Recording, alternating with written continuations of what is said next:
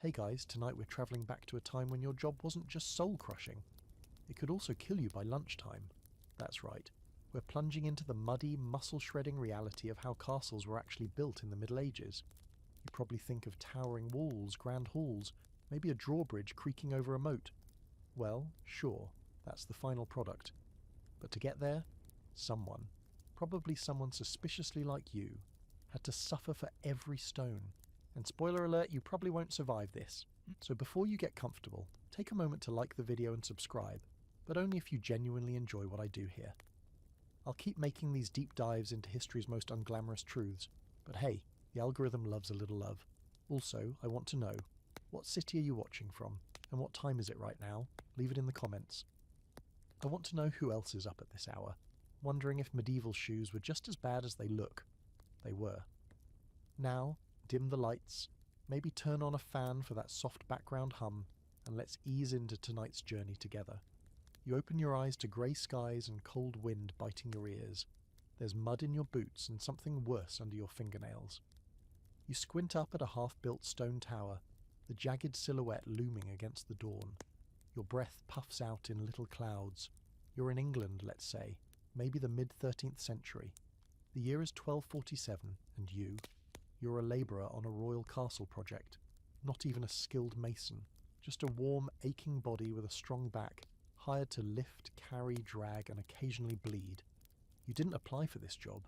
You were told, by your landlord, your lord, maybe just hunger. The castle's being built a couple of miles from your village. You'd heard about it all winter.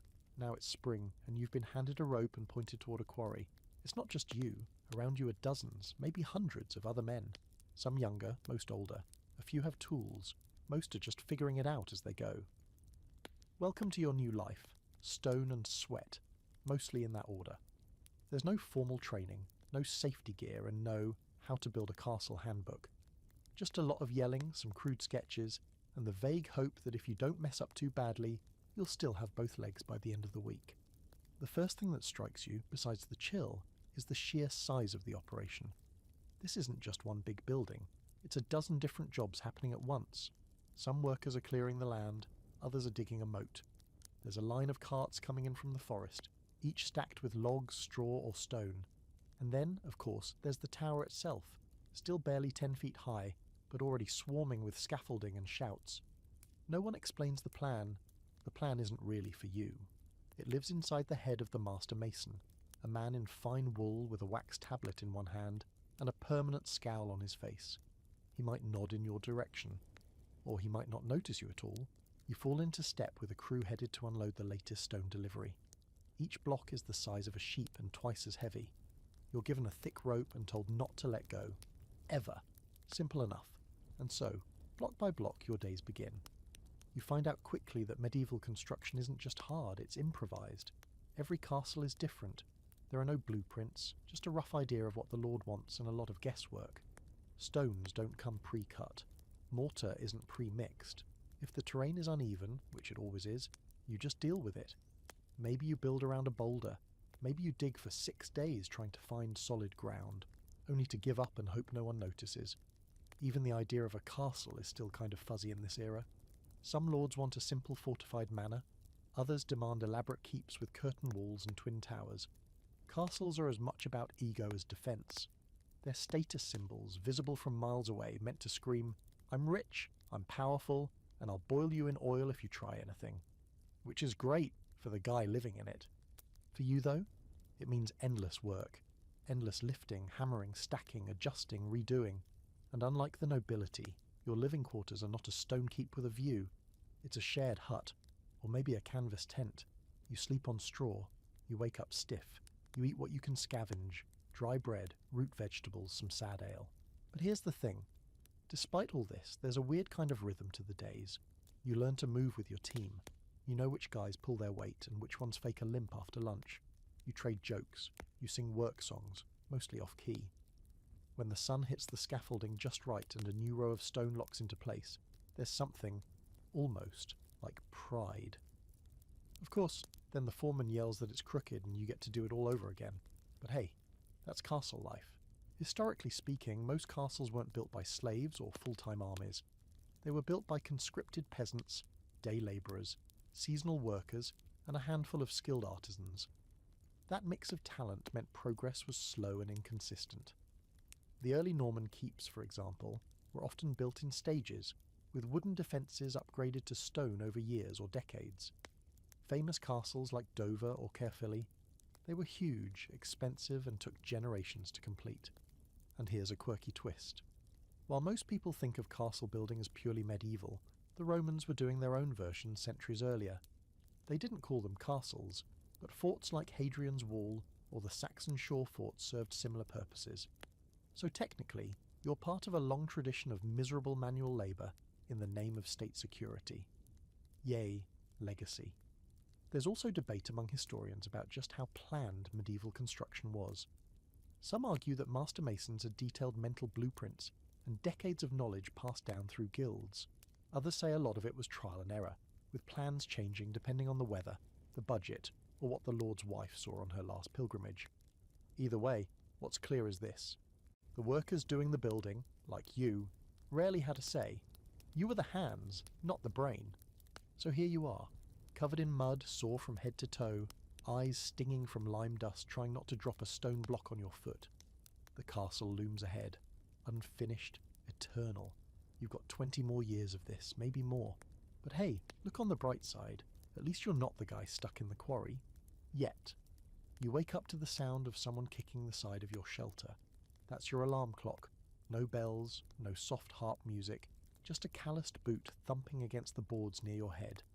The sun isn't even fully up yet, just a grey smear on the horizon. But that doesn't matter. It's time to start the day, again. Your hands ache before you even sit up. Your back reminds you of that time you lifted a block wrong 3 days ago. Your knees feel like someone replaced them with bags of gravel. You stretch, slowly, and immediately regret it. Then you pull on your stiff, sweat-dried tunic and your crusted leather boots. They smell like they died last week. Welcome to another day in paradise. There's no breakfast waiting for you. If you're lucky, you stashed a hunk of stale bread somewhere dry enough that it didn't sprout mould overnight.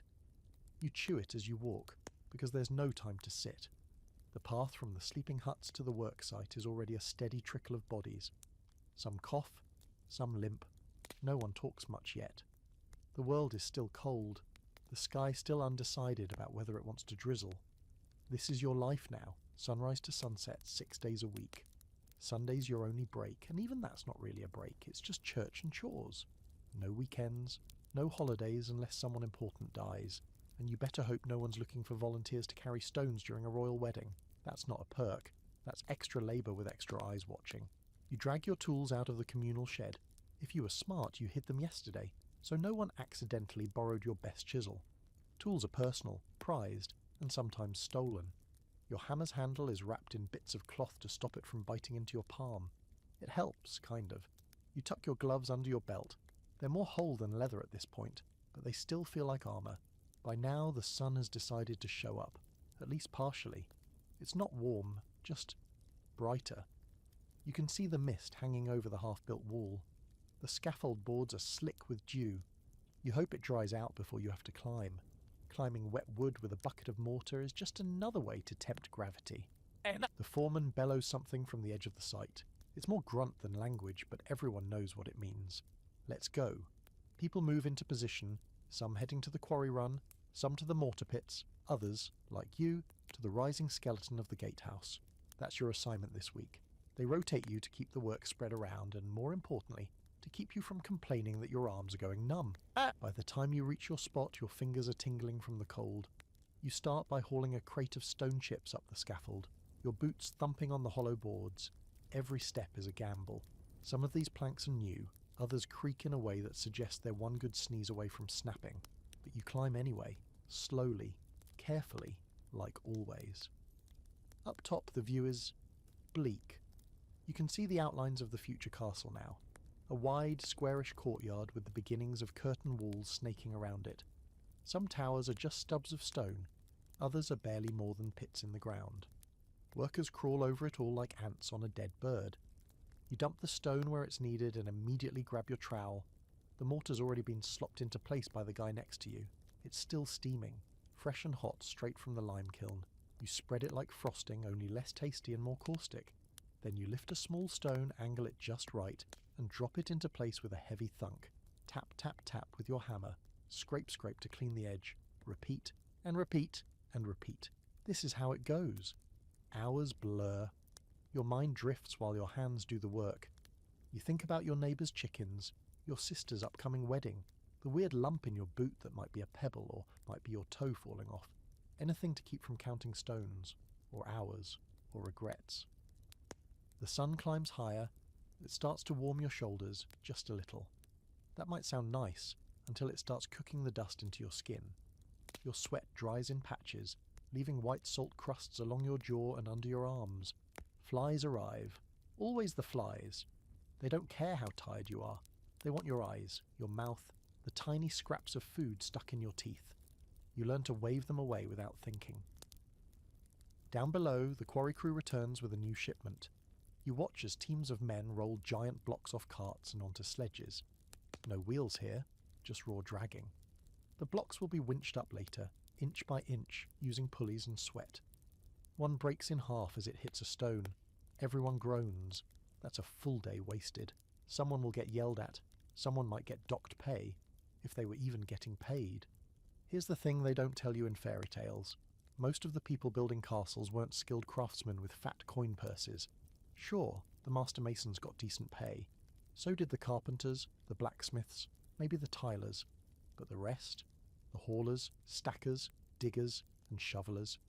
They worked for bread, beer, and the vague promise of protection. Some were even working off debts or taxes. Others were just hungry. And if you got injured, too bad. No compensation. No healing herbs unless you could steal them. You might get lucky and get reassigned to a lighter task, like carrying buckets of water. Or you'd get replaced. Either way, your body was part of the cost. And here's a quirky fact for you to chew on. Some records show that medieval sites would schedule days where labourers were expected to bring their own tools, their own food, and their own water, because the lord funding the build didn't want to pay for extras. Imagine working a 12-hour shift and then walking home with blisters, just so you could sharpen your own chisel in a stream. And yet, despite all of this, castles kept rising. Why? That's a question scholars still argue about. Some say it was all about feudal power dynamics, a lord flexing on the countryside. Others point to actual defensive necessity, especially in border regions where skirmishes were common. Still others argue that castles were as much political symbols as military ones, places to host guests, collect taxes, show off tapestries. But for you it doesn't matter. You don't get invited to the strategy meetings. You just stack stones one by one under a sky that never quite makes up its mind. You feel the sun sink lower behind your back, the angle of shadows changing. Someone yells the end-of-day call. The hammering slows. You stand up straight, bones groaning. You look out over the site again. It's still not done. It won't be for years. Maybe not even in your lifetime. But you helped build a wall today. That wall will be part of something massive. Something permanent. Something that might someday be called beautiful by someone who didn't have to lift a single stone. You sling your hammer over your shoulder and start the long walk back to your tent. The next morning arrives without ceremony. Just the groan of your joints and the bitter truth that sleep is never long enough. You drag yourself out from under the rough wool blanket, shoulders still aching from yesterday's wool shift. Outside, the camp stirs the way a kicked beehive might. Low murmurs, coughing, the metallic rattle of tools. You rub grit from your eyes and trudge toward the fire someone's managed to coax into life, hoping to warm your hands before they stiffen entirely. No luck. A few glowing embers and some damp smoke are all that greet you.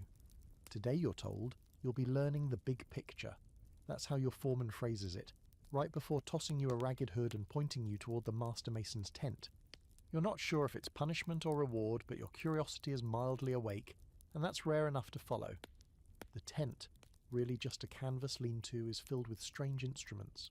String, lead plumb lines, wooden compasses the size of your arm, and bundles of chalk-stained parchment. At the centre stands the master mason himself, a man shaped like a broom handle and just as stiff. He's muttering over a diagram that looks like a drunken spider's web but apparently means gatehouse elevation. He notices you without looking up. "You're here to learn what a castle is, I hear." You nod slowly. He sighs like he regrets every life decision that brought him to this moment. "Fine," he says. "Then let's start with the obvious. It's not just a big house with a pointy roof." And so begins your crash course in castle architecture, 13th century style. A castle, he explains, is part fortress, part symbol, and part tax office with better ceilings. It's meant to keep people out, store things that matter, grain, weapons, royal cousins, and project power across the landscape. The walls are thick, not just for defence but to intimidate. Towers serve as both lookouts and statements. A great hall anchors the inside, usually with a fireplace big enough to roast several pigs. There are storage rooms, chapels, kitchens, servant quarters, and if you're lucky, a garderobe, aka a primitive bathroom that lets gravity do all the work. But here's the real kicker. There's no single blueprint. Every castle is a custom nightmare. Some grow from hilltops, others squat in valleys. Some have moats filled with water, others with sharpened stakes and regret. Many start as Motte and Bailey wooden structures, then gradually get replaced with stone, if the Lord has patience, money, and doesn't die halfway through construction. You learn terms you've never heard before. Barbican, Bailey, curtain wall, machicolation. It's like castle anatomy. The master mason points to a sketch and grumbles, "This is the outer Bailey, space for stables, troops, livestock. This? Inner Bailey, closer to the keep. That's where the Lord drinks too much and makes bad decisions." He says it like he's quoting scripture. You notice something odd. While the building looks symmetrical on paper, the actual site is anything but. Sloped ground, uneven rock, a nearby stream that keeps flooding the West Trench. You ask why the design doesn't match the land. The mason gives a tired chuckle and taps his temple. It does, in my head. The drawings help, sure, but we adjust as we go. Nature doesn't care about your sketches. That's one of the more honest things you've heard all week. He shows you a miniature wooden model of the planned castle, about the size of a laundry basket. It's more complete than the real thing by far. Tiny towers, delicate crenellations. You ask how long it'll take to finish. He snorts. Depends. 10 years, 20. Depends on funding, manpower, war, weather. Whether or not his lordship gets bored and rides off to crusade again. You raise an eyebrow. So it might never be finished? He shrugs. Many aren't. You build what you can. Then someone else picks up where you left off. Castles are generational projects, legacy things. You think about that as you leave the tent. The reality is starting to sink in. You're not here to finish a castle. You're here to start one, or continue someone else's start. If it ever gets done, it'll be a long time after your bones are part of the foundation. Back outside, you return to the labour crew with a new, slightly depressing perspective. That wall you've been helping with? Just a fraction. The keep hasn't even begun. The towers are stunted. The gatehouse, which felt massive up close, is basically a fancy doorway in the middle of a mess. You mention all this to one of the older workers, a wiry man with 3 teeth and a perpetual smirk. He laughs and spits a pebble from his mouth. "You thought we were almost done," he says. "Son, we haven't even built the place they fight over." Right now, this is just the outline. Still, the knowledge sticks.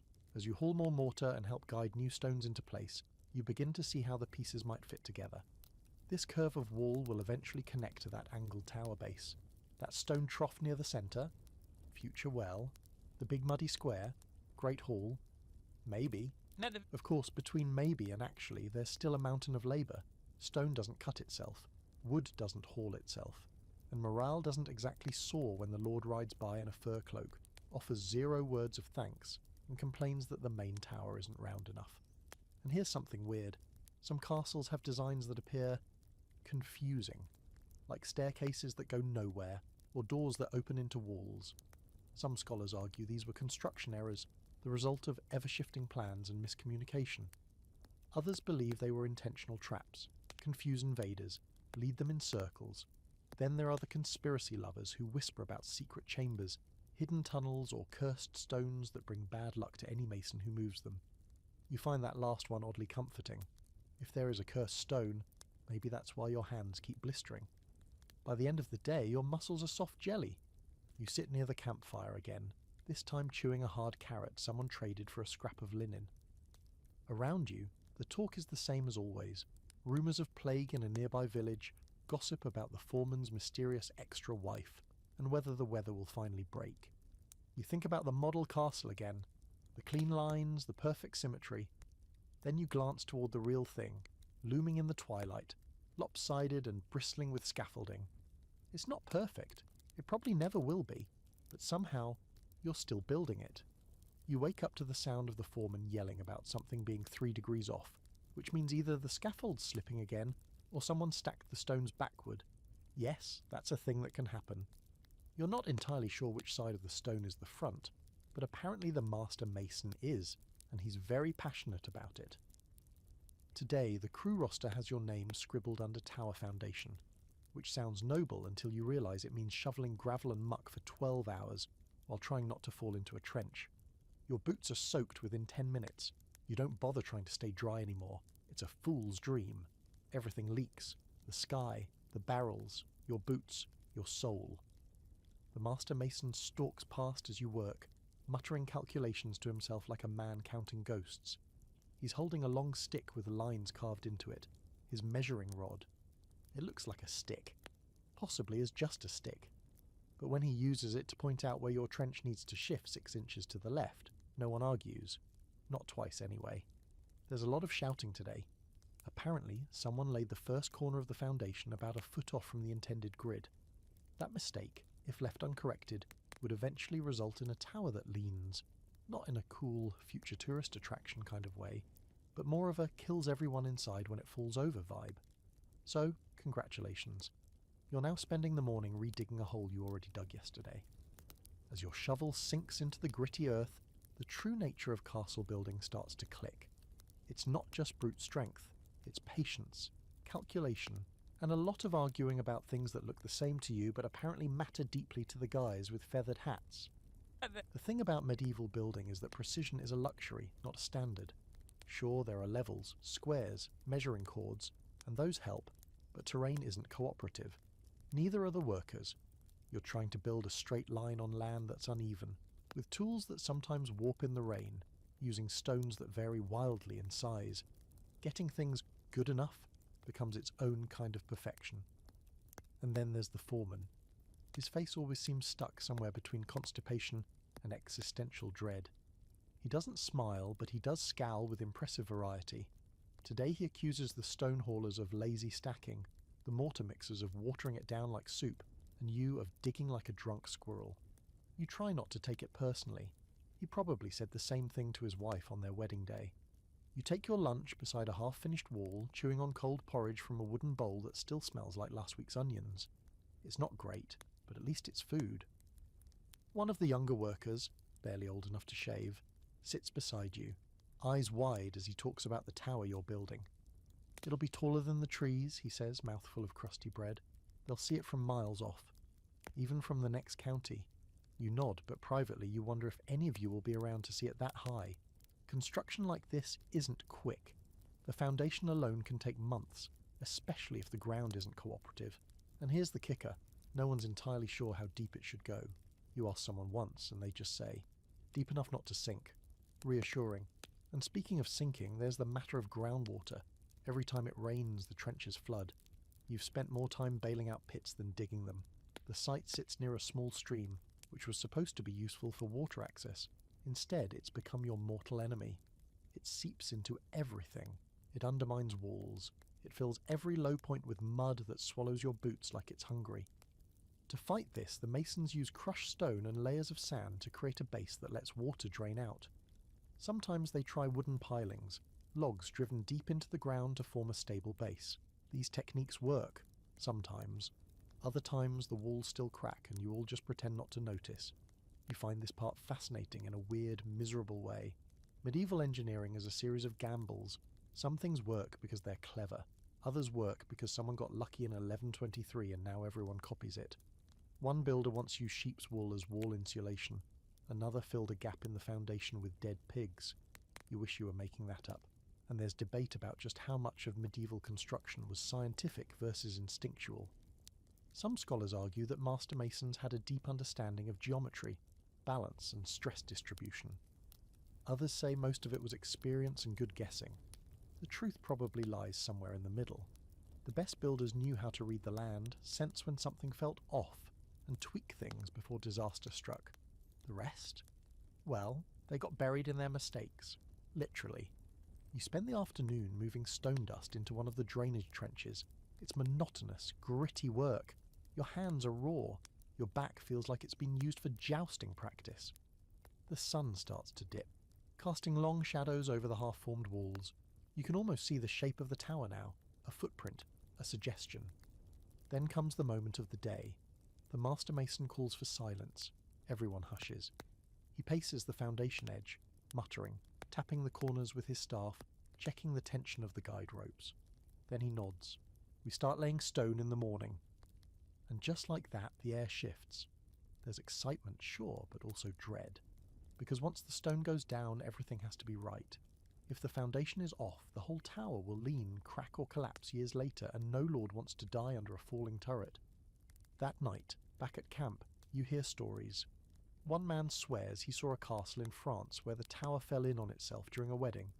Another talks about a noble who ignored the mason's warning and built his keep on marshland. It lasted 7 winters before sinking like a drunk man in a bathtub. You go to sleep thinking about that. How even stone isn't as permanent as it feels. How a tower, no matter how grand, can fall just because someone laid the first brick wrong. And tomorrow you'll be the one laying it. No pressure.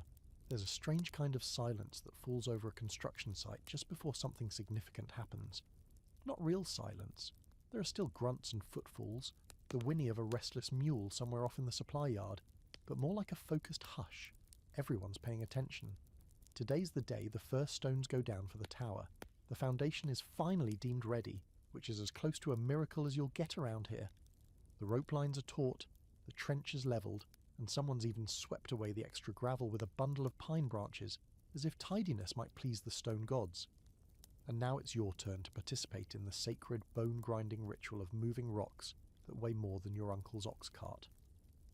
The first block is already waiting, hulking, grey and smug, resting on a wooden sledge near the trench. It was quarried weeks ago, trimmed by a team of masons until it reached something close to a right angle. Now it's your job to help slide it into place without crushing anyone or chipping a corner, both of which are real and frequent possibilities. It's you, 5 other men, and 2 long poles threaded through iron rings on the sledge. You grip your end, take a breath, and lift. The weight is immediate, not dramatic, not cinematic, just absolutely there. It sinks into your arms and pulls at your spine with the smug certainty of a stone that knows it can break you if you flinch. You stagger 1 step, then another. The trench awaits. It takes 20 minutes to move that 1 block into position, 20 minutes of cursing, sweating, and toe stubbing. The mason's apprentice watches you like a hawk, chalk line in hand, ready to bark the moment something shifts even a finger's width off alignment. When the block finally slides into the prepared socket, there's a pause, then a tap-tap-tap from the mason's hammer, checking fit. Another pause, then the nod. You've just placed the first stone of the south tower, 1 down, about 2,000 to go. Each block that follows must interlock like teeth. The foundation stones are huge, heavier than most of what you've worked with, because they need to bear the entire weight of the structure. No shortcuts here. Mortar is spread, lines checked, and then comes the heave-ho rhythm of the labourers dragging stones from the pile to the trench. You get into a kind of grim dance. Lift, carry, lower, adjust, over and over. And here's something odd. Castles weren't always built with uniform stones. The lower levels used massive blocks, called ashlar, cut clean and rectangular for maximum strength. But further up the wall, where weight mattered less, builders often switched to rubble and fill between 2 neat outer layers. It's a trick to save time and materials while still keeping the facade looking solid. So yes, your job today might involve hauling beautifully squared blocks, or armfuls of broken chunks to be stuffed into the middle like stony stuffing. You wonder if future visitors will ever know the difference. As the day grinds on, your arms turn to jelly. You manage not to drop anything, though a fellow worker does. His grip slips. The corner of the block smashes down onto the trench edge, and everyone flinches. Miraculously, no one's hurt, but the corner's chipped. The mason looks like someone just insulted his mother. The block is hauled off to be retrimmed. The worker gets a few sharp words and an extra shift on latrine duty. Could have been worse. And let's talk about that for a second. Punishment. This site doesn't run on kindness. There are rules. You break tools, delay work or damage material, and you pay for it. Sometimes in coin, sometimes in extra labour. and sometimes in ways that make you wish for just extra labour. No one here is irreplaceable, especially not the unskilled workers and accidents. You might think they'd make exceptions for accidents. They don't. There's one old guy, name's Garris, maybe 60 if he's a day, who walks with a limp that never healed right. Word around the camp is he dropped a block on his own foot 5 years ago at a different castle site. The Lord paid for a local barber to stitch him up, then dismissed him with half wages. He limped for a year before finding work again. Now he keeps his head down and only carries the lighter stuff. You think he might be one of the lucky ones, because the truth is, stone doesn't care about you. It doesn't know your name. It doesn't remember your pain. You haul it, shape it, place it, and then it sits there for centuries while your bones rot under the same dirt you dug out of. The work continues into the late afternoon. Shadows stretch, the light gets weird, more gold than grey, and the foreman calls for one last haul before the day ends. This time, you're assigned to a pulley rig. It's simple in theory, a rope and wheel system attached to a wooden frame that helps lift blocks into place on the upper foundation layers. In practice, it's terrifying. The frame creaks under the strain, the rope groans, and the block swings with a mind of its own. You and 2 others are responsible for guiding it into place, using nothing but shouted directions and long wooden pokers. One wrong move and the block could slam into the wall or worse, fall. Everyone holds their breath as it hovers, trembling in the air like it's thinking about dropping. You ease it into place, the mason taps, the nod, it's done. By the time you stagger back to camp, the sun's nearly gone. You sit near the fire, hands too sore to eat properly, eyes burning from dust. Around you, the crew is quieter than usual. Today felt different. Today, you didn't just move stones. You started something taller than yourself, something that might still be here long after anyone remembers your name. Someone offers a wineskin. You take a swig. It tastes like vinegar and wood, but it numbs the ache in your teeth for a minute. You look back toward the tower's base, now ringed in fresh stone. It's barely 2 feet high, but you can already see its shape in your mind. A quirky fact from earlier comes back to you. Some medieval workers carved tiny symbols into stones, personal marks like initials or icons. Not out of vanity, but so they could track how many stones they laid, especially when paid by the piece. You didn't get to mark yours today, maybe tomorrow, maybe the next one. For now, you just sit and watch the smoke drift upward, vanishing into the dark. 1 stone down, 1,000 more to go. Morning arrives heavy with a smell of smoke and something halfway between wet hay and burning hair. You blink yourself awake in the dimness of your tent, throat dry, head pounding faintly from the vinegar wine you thought was a good idea last night. Outside, the camp is already buzzing, which either means it's earlier than usual or you overslept. Judging by the thin rays of sun slicing through the canvas and the rising chorus of swearing from the tool racks, it's the former. Your boots, somehow still damp despite being near a fire, squish as you shove your feet into them.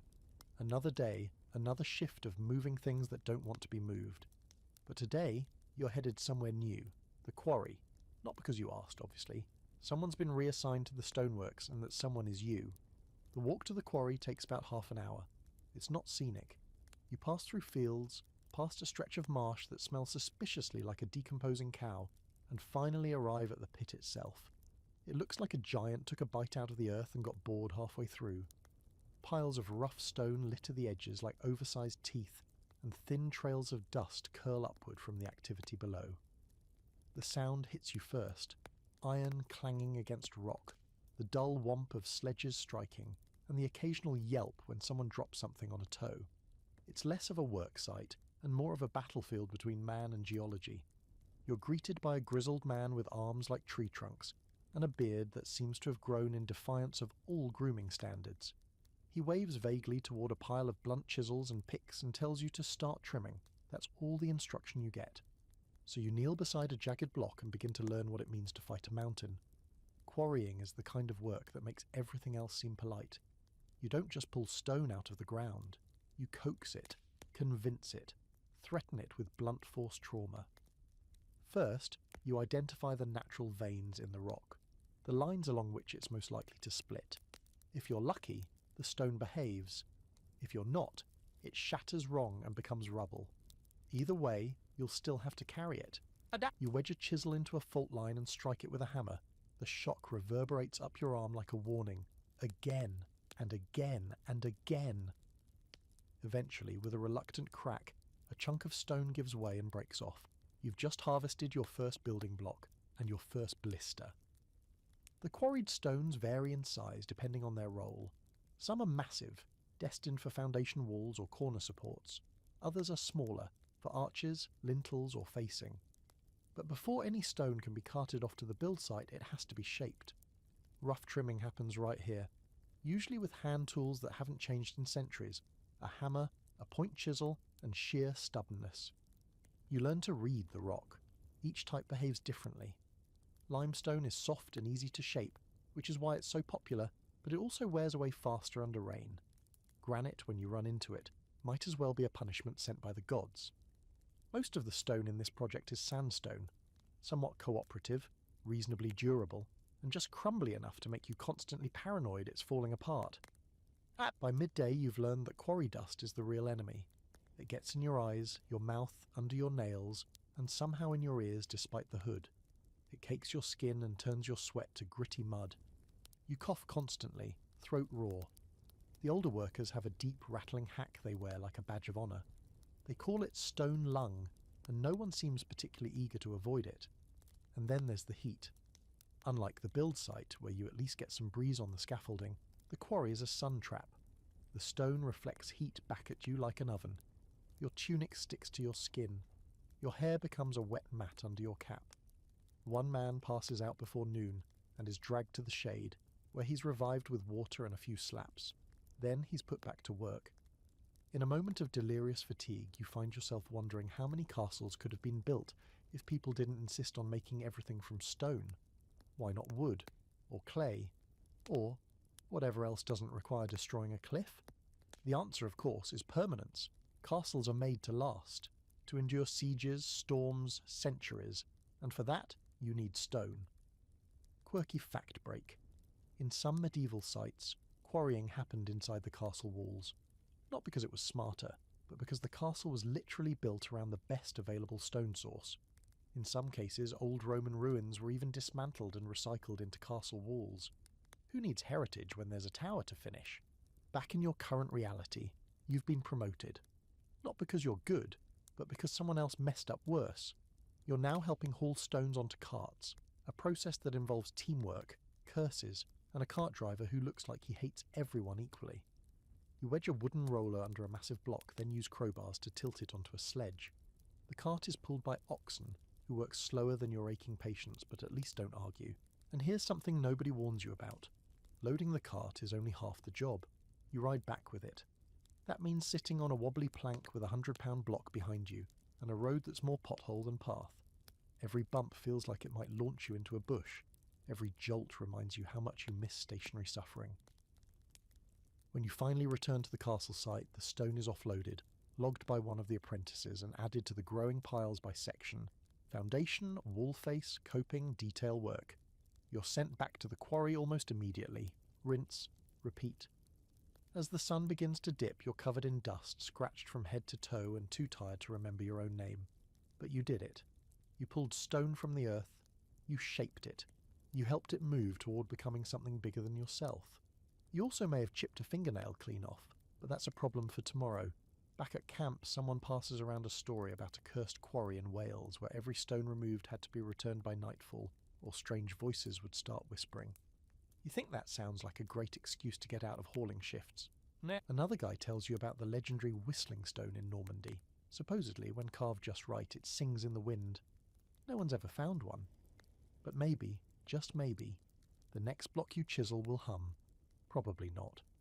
But the thought makes the dust taste a little less bitter as you fall asleep that night. Stone chips still embedded in your sleeves, the faint vibration of hammer-on chisel still echoing in your bones. It's just before dawn when someone shoves a bundle into your arms and tells you you've been moved up. At first you assume it's a mistake, or maybe punishment again. But no, turns out you've been assigned to the lime crew. It sounds harmless enough. Lime, pleasant, zesty. You're imagining citrus, something clean and sharp. It is not that kind of lime.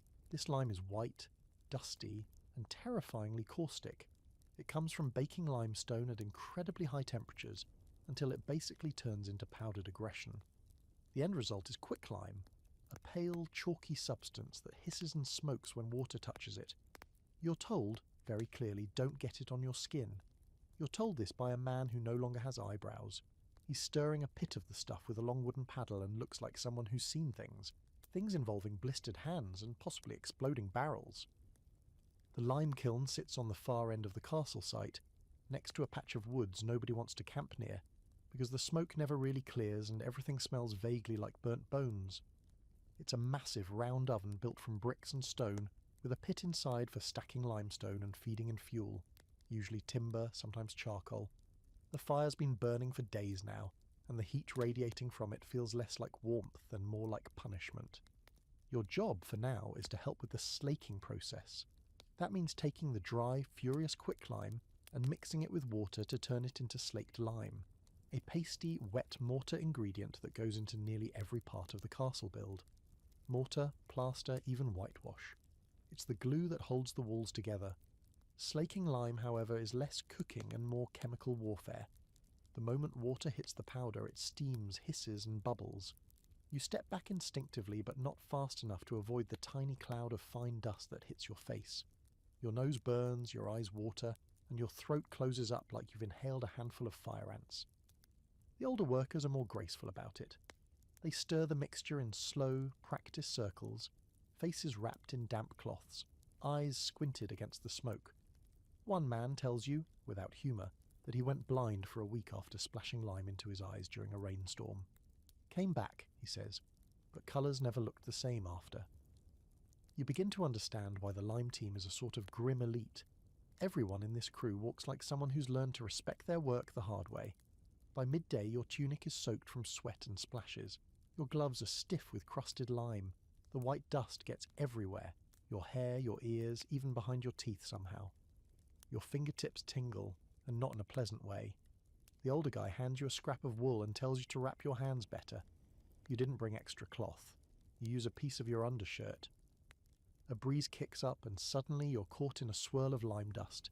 It clings to your skin like angry snow. You cough, eyes squeezed shut, and the taste, metallic, bitter, wrong, hits the back of your throat. Someone laughs. Apparently you've just experienced the full initiation. You push through it. Eventually, once the lime has slaked down to a proper paste, it's scooped into wooden tubs and carried up to the masons. Some will be used today, some left to mature. Aged lime mortar sets stronger, believe it or not. In fact, some masons prefer mortar that's been sitting for weeks. Others argue that fresh is better. It's an ongoing debate, and you hear both sides passionately from men who've spent 30 years making castles stick together. A fringe theory, courtesy of the apprentice who smells perpetually of goose fat, is that some masons used egg whites, or blood in their mortar to strengthen the bond. You don't know if it's true, but you definitely heard someone joke about a chicken disappearing during last week's mix. Later in the day, you're assigned to help coat a section of the wall with a first layer of plaster. This involves hauling lime-heavy slurry up a wobbly ladder and flinging it against the stone with a flat board. It sticks in globs and slowly smooths into a pale crust. You can already feel your lungs tightening from the chalky air. No one wears masks. The best you can do is wet a cloth and tie it over your nose. And here's something that makes you pause. All this work, the slaked lime, the careful mixing, the endless hauling, goes into something most people will never notice. The mortar isn't flashy, it's not carved, it's not painted, but without it every stone would tumble. Lime is what makes castles possible. The sun dips low and the heat fades, but the burning in your arms remains. You sit by the kiln as it continues to glow, the light flickering like a half-dead star. Someone passes you a jug of ale. Awful stuff. Warm and sour, but you drink anyway. It cuts the taste of lime and exhaustion for a moment. You watch the flames flicker inside the kiln and feel the sting of the lime on your wrists where your gloves ended. It's going to blister, probably. Maybe scar. You don't care. You just hope your hands still work tomorrow. As the fire pops and hisses beside you, someone asks what you did before this. You pause. It's a hard question now. Everything before feels vague. You say something about sheep. Maybe it was true, maybe not. Doesn't matter much. Now you're part of the lime crew, part of the engine that turns dead stone into living walls. You cough, rub your sleeve across your nose and glance toward the half-finished tower rising in the distance. You'll be back there soon, slathering this caustic goop between stones, sealing the gaps, giving the structure bones. The skin on your forearms feels tight. Tomorrow, you'll itch and burn and breathe more dust. But for now, you sit beside the fire and breathe the smoke. It's better than lime, just barely. You wake up to the distinct sound of creaking wood and swearing. Never a good combination. It's still dark, the kind of pre-dawn grey that confuses your sense of time, but something's already wrong. You throw on your boots, now stiff with dried lime and yesterday's mud, and stumble outside toward the shouting. And there it is. The scaffolding on the north wall is leaning at an angle that feels unintentional. A single upright timber has buckled at the base, which means the entire structure is listing like a drunk trying to look sober. You're not even fully awake before someone's jabbing a calloused finger in your direction, yelling for ropes, braces, anything to stop it from collapsing. You run, grab a thick coil from the supply rack, and help two other workers secure the main beam before it gives out entirely. It holds, for now, but it's close. Too close. So, surprise. Today's lesson isn't stonework or lime, it's scaffolding. The miracle of vertical regret. If you've never really thought about how medieval builders got up to those towering walls and spires, that's because it's not the kind of thing romanticised in ballads. Turns out, all those gorgeous high arches and crenellations were made possible by a terrifying mess of wooden poles, planks and prayer. You'll be spending your shift today about 30 feet off the ground, balanced on boards barely wider than your shoulders, hauling buckets of mortar and stone fragments. You climb the scaffold slowly, one creaking rung at a time, your fingers white-knuckling the rope as the boards shift beneath your boots. There's no safety harness, no clever system of counterweights, just centuries of bad decisions tied together with knots that may or may not hold. Once you reach the work platform, you realise just how temporary everything feels. The planks beneath your feet bow under your weight. The wind cuts straight through your tunic, flapping it like a surrender flag. You glance down and immediately wish you hadn't. Below, the stone courtyard looks like a toy model. One loose board, one wrong step, and you'd fall face first into a future as part of the wall you were trying to build.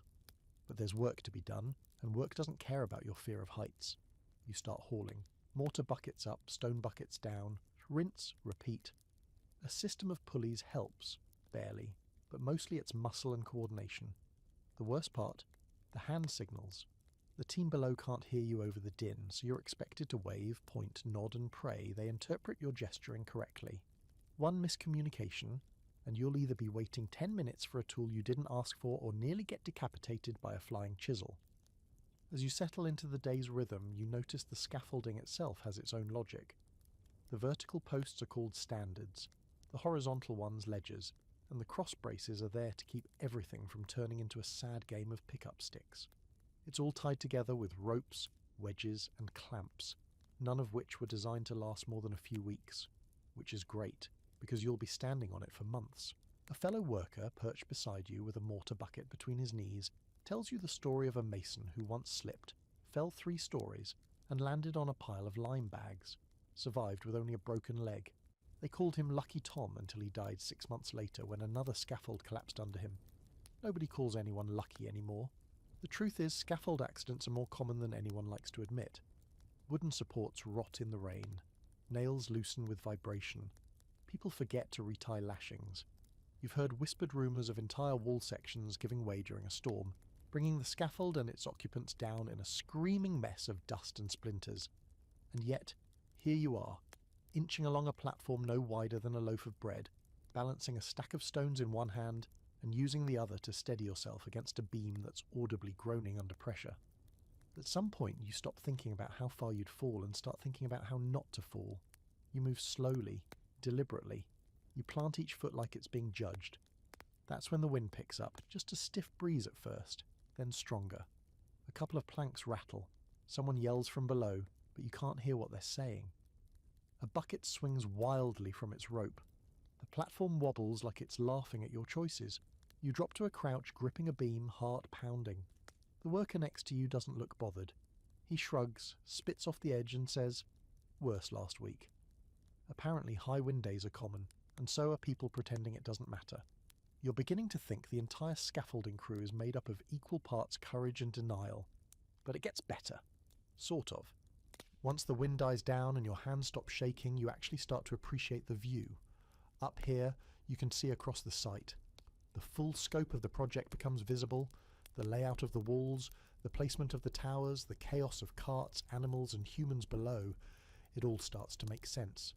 You spot your old lime pit in the distance. You even recognise a few of the quarry team hauling stone. There's something strange about seeing it all from above, as if for a moment you're not just a pawn, you're part of the grand plan. Not that the feeling lasts long. You're called over to help shift a long timber beam into place for the next scaffold extension. It takes 4 of you to hoist it up, manoeuvre it into its slot and lash it down. One of the ropes snaps midway. The beam drops, slamming into the platform with a sound like a bone breaking. No one's hurt this time, but everyone freezes.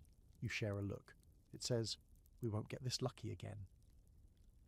After that, the rest of the shift passes in tense silence. You finish the extension, retie every knot you can find, and double-check your supports. By the time the foreman calls the end of the day, your legs are shaking, not just from exhaustion, but from the slow, creeping awareness of how fragile the whole operation really is. At dinner, everyone's unusually quiet. There's a cut on your wrist from a splinter, and your ankles ache from balancing on uneven boards for 12 hours. Someone asks what would happen if the scaffold gave way. You answer honestly, you'd be a stain. No one laughs. A quirky little historical nugget. Some master masons designed the scaffolding systems themselves and actually included drawings in their plans. Not to ensure safety, but to prevent arguments with the carpenters. Apparently blaming each other was a beloved medieval pastime. There's also ongoing debate among scholars about how advanced these scaffold systems really were. Some argue they were carefully engineered using mathematical ratios. Others think most of it was just eyeballed and held together with hope. Based on your experience today, you'd put your money on the latter. As you lie down that night, staring at the fabric ceiling of your tent, you realise something odd. The scaffold didn't fall. You didn't drop anything. You didn't even puke, despite the heights. You made it through. Tomorrow you'll climb it again. Because there's still a wall to build. And it's not going to finish itself. It starts raining before dawn. Not the gentle, misty sort that makes everything glisten romantically, but the kind of pounding, sideways rain that soaks you through in 5 minutes and turns every dirt path into a muddy soup. You lie there in your tent, watching the canvas above you sag with the weight of the water pooling in the corners, and you wonder if maybe, just maybe, they'll cancel work for the day, like a peasant snow day, or at least delay it. You wait. Hope. Nothing happens. And then someone shouts, "Up and out, rain or not." So there goes that fantasy.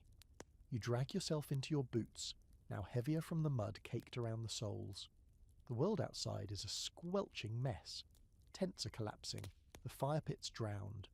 Somewhere, a man is swearing because one of the oxen has decided that today is the perfect day to just lie down and stop trying. Honestly, you sympathise with the ox. You trudge toward the build site, feet slipping in the muck with every other step. The whole place looks like a failed moat. Pools of water gather in the half-dug ditches. Piles of sand have turned to mush. Scaffolding groans under the extra weight. You start to wonder whether anyone in the 13th century ever said, "You know what? Maybe don't build here." But work continues. Of course it does. Rain, snow, sleet, it doesn't matter. Stone needs to be laid. Mortar needs to be spread. And the tower won't rise by itself, even if your joints creak like it's already finished, and you've been living in it for 70 years. The real trouble is the mortar. Mortar hates rain. Lime-based mixes don't bond well when saturated. Water thins the paste, weakens the joints, and sometimes even washes the whole layer out before it sets. But there's no stopping, so you keep working, trowel in hand, smoothing the goop into cracks and hoping it holds. It doesn't. Within hours, parts of yesterday's work are visibly crumbling. The face of one wall has slumped into a sorry-looking bulge, like a wet cake collapsing under its own weight. The master mason stomps around, muttering threats that don't even make sense. "Heads will roll," he says, pointing at a perfectly fine corner section. No one argues. It's easier to just nod and look sorry. You get assigned to trench duty, lucky you, which today means helping dig out the drains clogged by rain runoff. There are no proper gutters yet, and the site is downhill from the nearby woods, so now every tree is a faucet pouring water into your life. You plunge your spade into the mud and start carving out a channel, just deep enough to redirect the worst of the flood away from the southern wall. After an hour, your hands are raw and your knees are soaked, but the puddle has shrunk to a pool. That's what counts as success here. At some point you look up to see a mule, previously tied off near the supply cart, break loose and sprint across the yard like it's late for a jousting tournament. It skids, nearly bowls over a lime tub, and vanishes into the woods. No one even reacts. Just another Tuesday.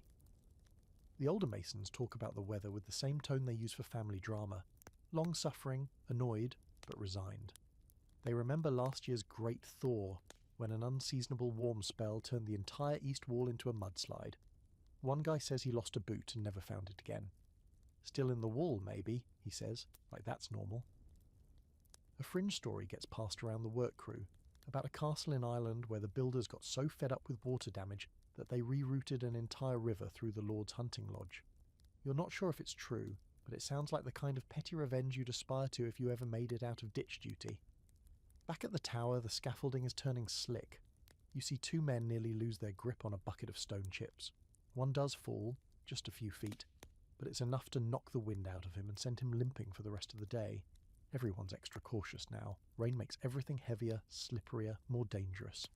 Even the oxen seem hesitant, their hooves sliding on the cobbled ramp that leads to the higher supply tier. There's a quiet sort of camaraderie that grows on days like this.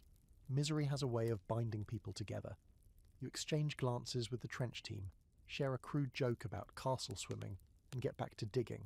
No one's dry, no one's happy, but at least you're miserable together. You try to remember what dry feels like, what a warm fire sounds like. You imagine a feast hall, a real one, filled with roasting meat and dry socks. You're not even hungry, just fixated on the socks. By mid-afternoon, the rain has let up slightly, enough that you can lift your head without feeling like you're being baptized. You help repair the damaged section of wall, packing fresh mortar into the gaps with fingers now too numb to feel anything but cold. The master mason hovers like a buzzard, eyes sharp for signs of shoddy work. You move slowly, deliberately. Rain drips down your face. It's hard to tell what's water and what's sweat. There's an argument between two apprentices about whether the foundation should have been dug deeper to begin with, something about clay density and capillary action, which frankly is way above your pay grade. But it's a reminder that a single bad decision made months ago could be the reason you're scooping muddy disaster out of a trench now. Some scholars argue that medieval builders knew far more about soil, drainage and weatherproofing than we give them credit for. Others think a lot of it was trial and error. Build, watch it sink, build again, but slightly more uphill. Honestly, it feels like both can be true at once. By the time the sun starts to peek out from behind the thick grey clouds, you're ankle deep in brown water, and your sleeves are stained with something that might be mould. Your skin feels soft in the worst possible way, like if you squeezed your hand too hard it might just stay folded. Still, progress is progress. The trench is holding. The wall patch looks passable. The mule has not returned, but no one's really surprised. Back at camp, a rare fire has been coaxed into life using pitch-soaked bark and half a barrel of bad decisions. You huddle near it, holding your hands to the warmth, steam rising off your clothes like some kind of slow exorcism. You don't talk much. There's just the crackle of flame, the distant hoot of an owl, and the low murmur of exhausted breathing. Someone coughs, someone snores. The rain has finally stopped, but you know it'll be back. You wonder, not for the first time, if the people who'll eventually live in this castle will ever think about you, about the days like this, the hours lost to water, mud, and aching joints. Probably not, but you'll know, because you were the one who had to dig a moat every time the sky cried. You don't remember when the word labourer stopped sounding like a temporary role and started feeling like a life sentence. Somewhere between your 5th week of trench work and your first bad case of hand blisters, the label just stuck. You're a castle builder now, not a skilled mason, not a carpenter, just a body that carries, hauls, lifts, and occasionally bleeds. And for most of the people around you, that's more than enough to count as a good life. Today starts like most others. Someone yelling, someone throwing something, someone else stepping in something they wish they hadn't. But there's a shift in the mood, a ripple you pick up on as soon as you reach the main site. The foreman's face is more pinched than usual. The master mason is scribbling furiously on a wax tablet, while two well-dressed men, outsiders clearly, point and argue near the southern wall. One of them is holding a small coin pouch and shaking it as if trying to prove a point. Then it clicks. Payday. For some people, anyway. You stand off to the side, watching the show unfold. The skilled masons line up first. They hand over tallies, chisel marks they've scratched into their stones, initials stamped into mortar seams, proof of work done. The overseer checks the marks, checks a ledger, and counts out coins. The sound of silver clinking into hands is distant, almost foreign. You don't even get in line. Because unskilled workers like you, you're not here for wages. You're here because your lord said so. You're here to pay off rent you can't afford in labour you didn't agree to. Or maybe you're part of the rotational labour system, corvée they call it, where each peasant household sends someone to the site for a week or a month to help. Help meaning break your back so the upper classes don't have to. The men in the fancy cloaks aren't here to thank you. They're here to argue over how much the Mason Guild is charging for that decorative arch they still haven't finished. You go back to work, stomach growling. Lunch, when it comes, is a turnip, a piece of stale bread, and a thin soup that tastes like someone waved a carrot over hot water and called it a day. You eat fast, standing. There's no dining hall for you, no mess tent. You sit on a stone if you're lucky, and on your own feet if you're not. And the rule of thumb is simple: eat quick or don't eat. The birds and rats are waiting, and they're faster than they look. One of the guys near you says he got a boiled egg in his sack today. Someone stole it before he even finished the story. You laugh, kind of. It's not like you weren't warned. The castle build site runs on a strict hierarchy, and you're somewhere near the bottom, just above the animals and slightly below the guy who shovels out the latrines. Skilled masons are at the top, followed by carpenters, blacksmiths, and stonecutters. They get coin, they get respect, and sometimes they get to eat indoors. You get crumbs, scraped knuckles, and the vague hope of survival. What's worse is that even the skilled guys are frustrated. Pay comes irregularly. Supplies get delayed. Lords change their minds about designs halfway through construction, which means tearing down what you just built. One week the master wants a straight tower, the next he's seen a round one on some noble's hunting trip, and now everyone's working double to change the layout, and you'd better do it fast. Because if the lord comes to inspect the site and doesn't like what he sees, heads won't roll, but you might find yourself spending the next 2 weeks digging the new outhouse trench. Back on the wall, you're tasked with helping a carpenter lift a new hoarding beam into place. Hoardings are the wooden platforms that stick out from the tops of the walls, useful for dropping nasty things, rocks, boiling oil, rude gestures, on anyone dumb enough to attack. The beams are thick, heavy, and designed to support the weight of armoured men. That means you and 3 others have to hoist each one into position, using a system of ropes, sweat, and creative profanity. The carpenter doesn't like working with labourers. You can tell by the way he mutters every time you miss a signal or lift too slow. But by the end of the hour, the hoarding frame is in place and no one's crushed. That's a win in your book. By mid-afternoon, the sun is out again, which means the dust returns. It coats everything: your skin, your clothes, your thoughts. The mortar dries too fast, the lime turns crumbly, and the masons start yelling about someone watering it down too much. You just keep moving, eyes on the stone in front of you, muscles numb from repetition, and yet, despite everything, you can't help but glance up now and then. The walls are rising, slowly, unevenly, but rising. The tower that once seemed like an impossible dream is now casting a shadow long enough to reach the lime pit.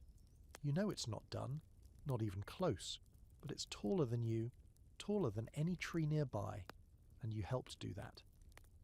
Back at camp, the talk turns to theft. Someone's missing a cloak. Someone else found a half-eaten pie near their tent that definitely wasn't theirs. There's quiet grumbling, the kind that builds into fists if left unchecked. It's what happens when people are tired, hungry, and overworked. There's no justice system here, just social pressure and the occasional mob-style punishment. The last thief was caught sneaking rations and got tied to a post with a sign reading "rat" on his back. He wasn't seen again. No one asked where he went. As the fire crackles that night and the sky shifts from gold to deep bruised blue, you sit with your knees pulled up, staring at your hands. They're hardening into tools now. You can feel the calluses spreading, the cracks deepening, the grip tightening without thought. You're no mason, but you're not just a peasant anymore either. You're part of this, part of the thing that's slowly becoming stone and sky. Still, you wonder, if the castle gets finished, and the lord holds his feast, and nobles ride in from miles around, will anyone say, This wall was built by hands that bled turnip soup? Probably not, but that's okay, you'll know, and so will the stones. The next day greets you with a dull thud to the ribs, courtesy of the guy who sleeps 2 feet away and kicks in his dreams. You grunt, roll over and rub your side, wondering if it's still bruised from yesterday's hoarding beam. Probably. Everything is bruised at this point. Even your dreams feel sore. The sky outside is the colour of dishwater, and the wind has picked up again, howling through the guy ropes of the tents and kicking loose bits of straw across the camp like the ghost of some angry goat herder. But today, oh today, you're getting a break. Or at least that's how the foreman frames it when he informs you that you're on the midday supply shift and won't be working the wall. You raise an eyebrow, suspicious, but he just shrugs and walks off, chewing something that crunches way too loudly to be food. Turns out your break means you'll be loading and distributing meals, lunch duty. And in case no one's told you yet, medieval lunch isn't exactly something you want to be remembered for.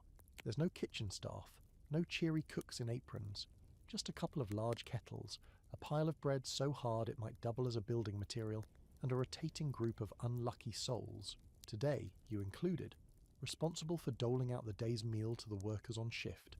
It's a mixture of root vegetables boiled until they collapse, the occasional trace of meat, rat, squirrel, horse, who's to say, and a sprinkle of herbs if someone got lucky scavenging near the edge of the woods. The whole thing smells like wet rope and tastes like what you imagine moss feels like, but it's warm and filling, and that's more than enough to qualify it as treasure in a place like this. You lug a sloshing bucket of stew up to the scaffold crew, navigating the same nightmare ladder you nearly slipped off 2 days ago. This time, you're one-handed, balancing the bucket in the crook of your arm while gripping the rope with your other hand. Half the stew slops out by the time you reach the top, but nobody complains. They're too hungry to care. The crew sits with their legs dangling over the edge of the platform, eating with fingers, spoons, or flat pieces of wood sharpened into makeshift tools. One guy dips his bread in the stew and uses it like a sponge. Another just drinks straight from the ladle. No one speaks much, just slurping and chewing.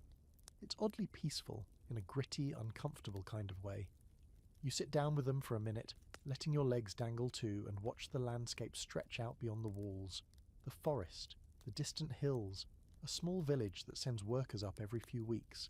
There's something strangely beautiful about it, all soft and green and oblivious to the fact that it's feeding labour into this hungry stone-eating machine. You're pulled out of your trance by a sudden shout from below. "Thief!" Immediately the tension snaps tight.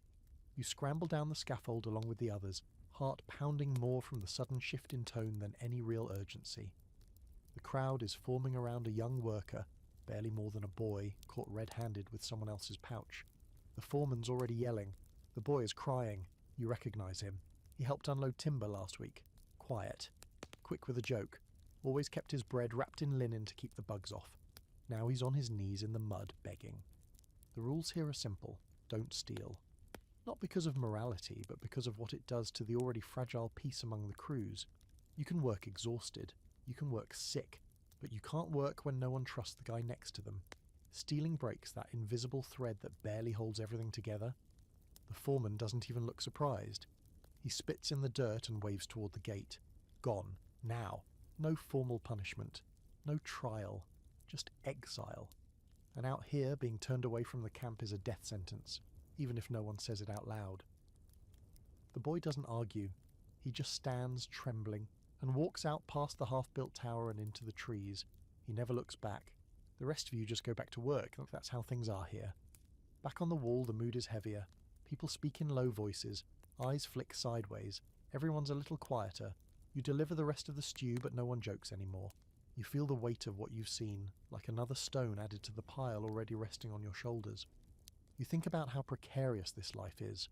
One mistake, one poor decision, and you're on the outside looking in. There's no safety net, no appeals, just the sharp edge of survival. And in a world where you're only as good as your last stone, that edge cuts quick. Later that afternoon the wind shifts, and the smell of roasting meat drifts down from the Lord's manor. A private hunt, probably. Some feast to impress visiting knights, or woo a neighbouring baron. You can hear faint laughter, the clatter of plates, even the trill of a string instrument. Someone's having a fine time up there, Down here, you're cleaning out the bottom of a stew pot with a stick, trying not to think about it. A quirky fact, you recall. Some lords had multiple kitchens in their castles, one for meat, one for fish, one for pastries, and one just for feasts. Meanwhile, the workers, they got whatever was boiling in the common pot, assuming it hadn't spoiled. One report from a French site claimed workers revolted when they were fed barley gruel for 30 days straight. You can't blame them. You'd probably revolt after 10. And yet, despite the grim meals and the grimmier rules, the work still moves forward. The castle walls keep rising, the scaffolds keep climbing, the stones keep clicking into place. And you keep showing up, carrying stew, carrying stone, carrying the weight of the people who didn't make it through. That night the fire burns low. Someone plays a broken flute, just 3 notes, again and again. You lie back, looking at the stars, thinking about the boy who walked into the forest, and whether he'll find another camp, another job, another chance. Probably not. But you hope. Because one day, you might need that same hope yourself. There's something about tools that makes you feel oddly connected to the past, even when the past is trying to break your spine. They're simple, honest things, iron heads, wooden handles, nothing fancy. But every chip on a chisel, every worn groove on a mallet grip tells a story, and probably a painful one. This morning you're finally handed your own personal tool bundle. Not because you've earned it exactly, but because someone else cracked theirs in half yesterday trying to split a stubborn block, and you happened to be standing closest when the foreman barked for a replacement. So here you are, holding a hammer, a point chisel, and a wooden measuring stick that's only half straight, and probably lies to you every chance it gets. The tools look modest, unimpressive even, until you realise they are the only thing between a solid wall and a collapsing pile of rock. No power tools, no shortcuts, just leverage, patience, and a good aim. You're assigned to a mason team today, not as a full mason of course, but as a kind of sidekick. You fetch stones, you wet the mortar, you keep the workspace clear of debris, but the perk, you get to watch real craftsmanship up close. The way a mason reads a block is almost poetic. He taps the edge, listens to the sound, then positions the chisel just right before striking. Not too hard, not too soft. It's a rhythm that looks like art. You try not to look too impressed. The lead mason today is a wiry man named Emmerich. He doesn't talk much, but when he does, it's either a cutting insult or a fact about stones. See this one, he says, holding up a perfectly square block. That's Reegate stone, cut soft, hardens with age, finicky, but it sings when you shape it right. Then he moves on like he didn't just recite stone poetry. You practice shaping your first block and it goes poorly. You hit it too hard, the chisel skids, and you end up shaving off a chunk that makes the whole face uneven. Emmerich sighs, takes the tool and reshapes the edge with a few clean strikes. Don't force it, he mutters. The stone already knows what it wants. You're just persuading it. That's either deep wisdom or he's inhaled too much mortar dust. Maybe both. The tools themselves are strangely fragile for how vital they are. Chisels dull quickly and need constant sharpening on whetstones. Mallets crack if you use them wrong. A measuring rope can stretch in the heat and mess up your layout by inches, which then turns into feet, which then turns into a tower that leans like it's ashamed of itself. So you learn to check everything, twice, then again. As you move through the day, hauling tools, reshaping stones, and smoothing mortar seams, you start to notice the personality of each implement. The hammer you're using is slightly heavier on one side. The chisel has a nick that makes it stutter if you don't hold it just right. They're not perfect, but they're yours, for now. And there's a quiet pride in that. You're still just a labourer, but you're not working with your hands alone anymore. You're shaping something. Even if your stone ends up buried in the middle of a wall no one will ever see, you'll know it's there. Your hammer left its mark. There's even a bit of superstition in the tool culture. One worker refuses to lend out his chisel, claiming it goes dull with other hands. Another ties a charm around his mallet handle, a tiny pouch filled with salt, garlic, and a sprig of rosemary. Keeps the curse out, he says. No one laughs. Too many people have seen tools snap mid-use for no reason. Better safe than flattened. A quirky fact. Some historical masons carved little faces or symbols into their favourite tools, not for decoration, but as a kind of signature. One chisel found centuries later had a tiny fish etched near the hilt. Scholars argue about whether it was a Christian sign, a family symbol, or just a guy who liked fish. Either way, it made the tool his. There's a rhythm to the day. dictated by the clang of metal on stone. You get used to it, almost comforted by it. It drowns out the aches, the cold, the soreness creeping up your spine. Tap, tap, crack, tap, tap, slide. You can feel your body adapting, muscle memory forming around each motion. Midday brings a brief break. You sit on a pile of trimmed stone, chisel across your lap, and watch the masons joke quietly among themselves. They're not warm exactly, but they nod at you now, and that's more than you could say a week ago. One even tosses you a crust of bread. You tear into it without hesitation. Sharing food is rare. Earning that bread through a day's labour, rarer still. By late afternoon, the wind picks up again, and you help pack up the tools. Each one is counted, wiped, and returned to the tool chest like sacred relics. You don't get to keep yours overnight, not yet. But maybe one day. Maybe if you keep proving you can use them without breaking anything. You're about to leave when Emmerich stops you. He hands you a stone, rough, half-shaped, but clearly part of something bigger. Finish it, he says. Don't make it pretty. Make it fit. You blink, then nod. You carry the stone back to your tent like it's a secret treasure. That night you work by firelight, tapping gently, slowly, letting the stone tell you where to go. It's not graceful, but it's yours. You're not just lifting anymore, you're creating. Not fast, not well, but honestly. And for the first time since this whole miserable castle affair began, you feel capable. Tomorrow the tools go back into your hands, the real ones, not just the metaphorical blisters and curses. You might not be a mason yet, but your stone is waiting. You've always known the ground beneath your feet was trouble. You just didn't know how much until now. Today begins with a crash. Not the kind that wakes you, but the kind that brings everything to a grinding halt halfway through a decent stretch of progress. One moment, the southeast wall is coming together nicely, stones clicking into place, mortar holding tight. The next, it's slumped like a wet blanket. The corner section yawning open as though the castle itself had second thoughts. No one's hurt, barely, but a whole day's work has crumbled into a pile of crooked stones and embarrassment. There's a silence that follows, more dangerous than any shouting. Everyone freezes, waiting for the master mason's verdict.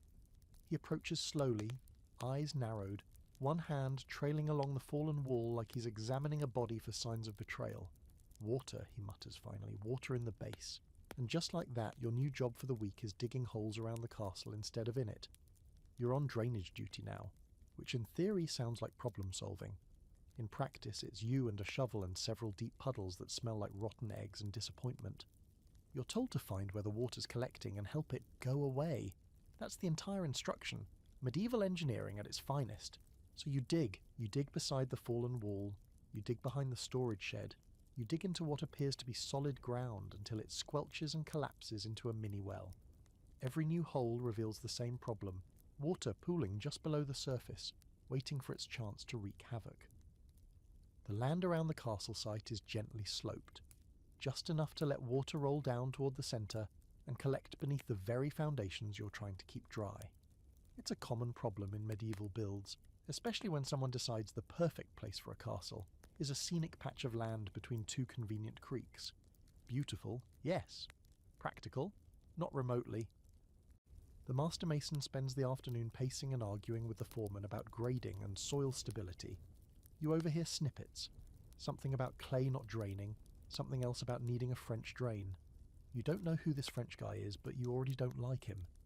Eventually someone brings out a long pole and starts marking a path for a new trench, one that will supposedly carry water away from the tower's foundation and out toward the eastern field. You and 6 others are tasked with digging it.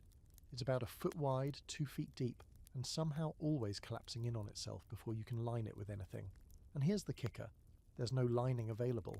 No stone, no gravel, not even straw. So you use what you have, wooden boards pulled from an old scaffolding frame, and whatever bits of broken pottery you can find. It's make do or fail. And failure in this case means another wall falling down and possibly taking someone with it. As you dig, you start to understand just how fragile the entire operation is. You've been told these castles are mighty, impenetrable, designed to stand for centuries. But here you are, one sloppy water channel away from watching the Great Hall tilt sideways like a wounded ship. The myth of invincibility, it's built on a pile of very soggy dirt. There's a sort of open debate among scholars about just how much medieval builders understood about drainage. Some argue that master masons had a deep instinctive knowledge of how water moved through soil, passed down through generations.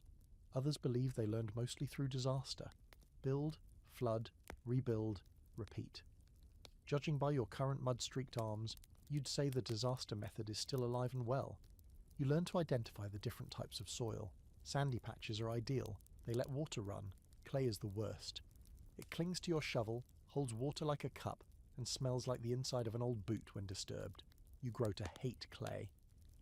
At one point, someone suggests digging a soak pit, a deep hole filled with rubble meant to collect and slowly drain water. You try it.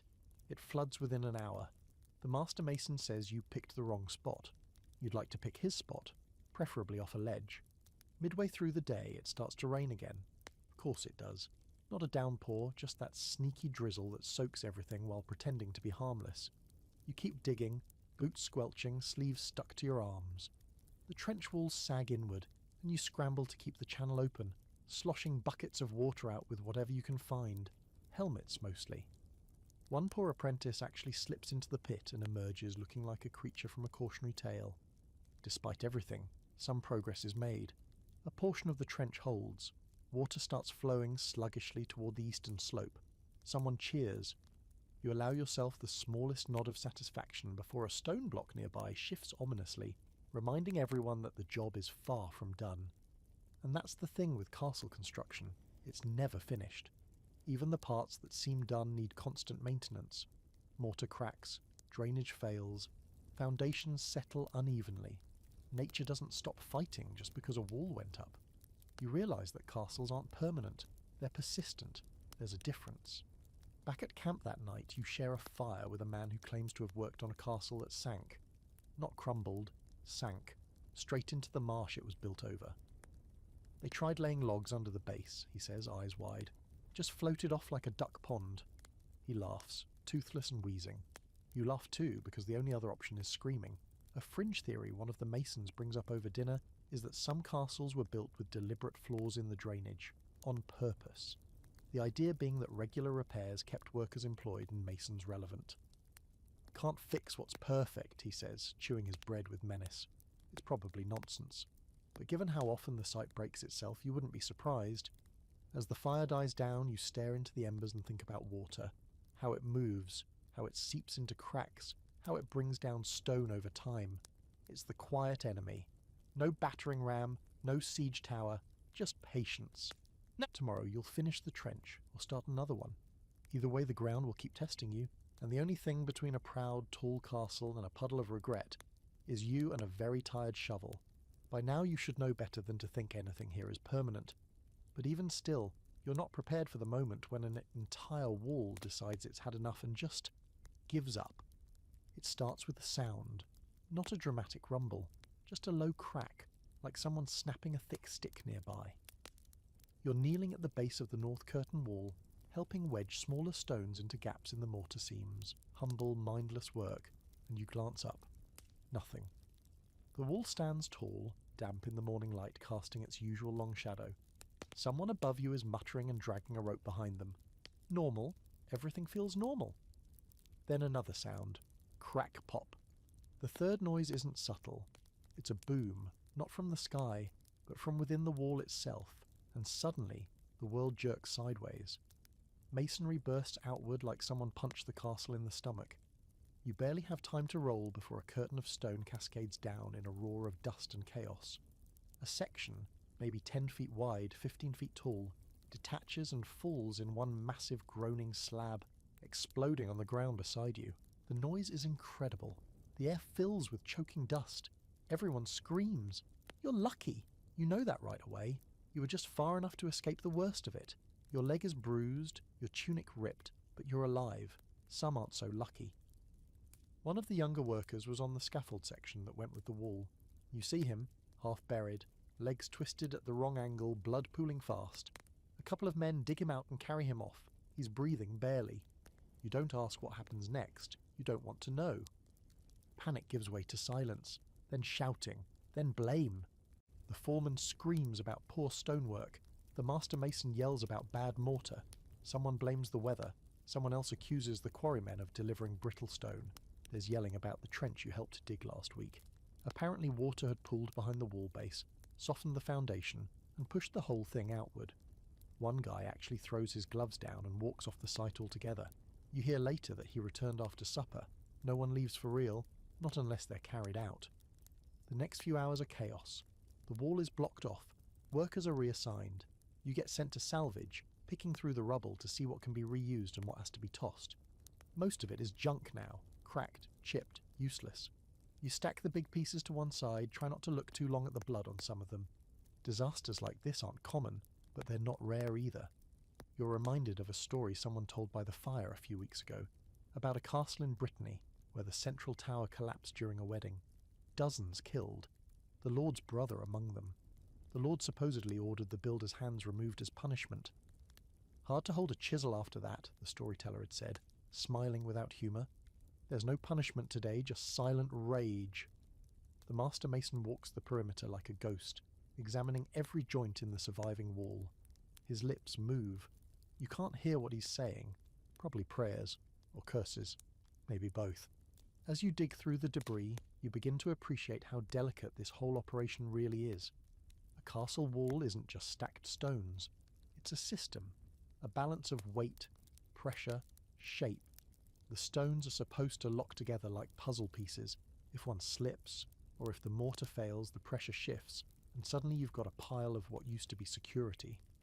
And then there's the foundation. Always the foundation. A single miscalculation about soil density, a few days of poor drainage, a patch of clay where gravel should be, and everything falls apart. Literally. You begin to understand why some castles took decades to build. It's not the walls that take time. It's figuring out how not to make the same mistake twice. A fringe idea is floated that the collapse wasn't natural. Someone mutters about sabotage, a rival lord maybe, a jealous mason from another region. It's not serious, but it spreads like gossip always does.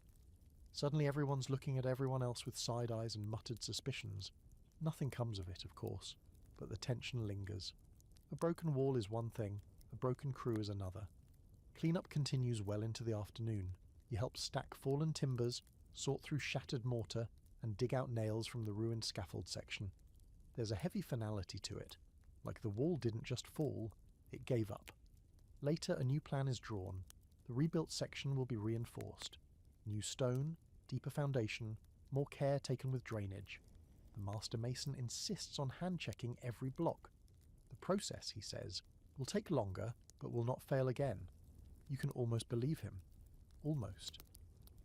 As the sun sets, painting the wreckage in long shadows and fading gold, you sit by the fire, quiet. No music tonight, no jokes, just tired bodies and the distant cough of the injured apprentice who survived the fall. His tent is near yours now. You hear him in the night trying not to cry. You think about the wall, how solid it looked, how proud everyone felt just a few days ago when it finally reached full height. You remember laying some of those stones. You remember pressing the mortar in, smoothing the seams. You remember doing everything right. And still it fell. There's something terrifying in that. You were raised to believe castles were unbreakable, fortresses of stone immune to time and war. But now you've seen the truth. They're just another thing held together by human hands. Fallible, fragile, mortal, like you. Tomorrow you'll wake up, pick up your tools and start rebuilding, not because you want to, but because that's the only way forward. After the wall collapse, the entire mood of the site shifts. You'd expect things to slow down, maybe pause while people recover, but instead the pace increases. Like the master masons trying to outrun the mistake by sheer force of productivity. No one says it out loud, but everyone's walking faster, lifting harder, keeping their heads down just a little more. It's not just a job now, it's reputation control, because the worst thing that can happen on a castle site isn't death, or collapse, or even losing a hand to a falling beam.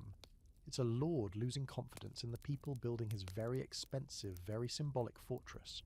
So when you're assigned to help carve the murder holes, of all things, it feels like a grim joke. They don't call them that, of course. The official name is machicolations. Sounds fancy, doesn't it? But you know better. You're building murder holes, gaps in the stonework near the tops of towers and gateways, perfect for dropping boiling oil, rocks, or if the budget is tight, just whatever's lying around onto the heads of unwelcome visitors.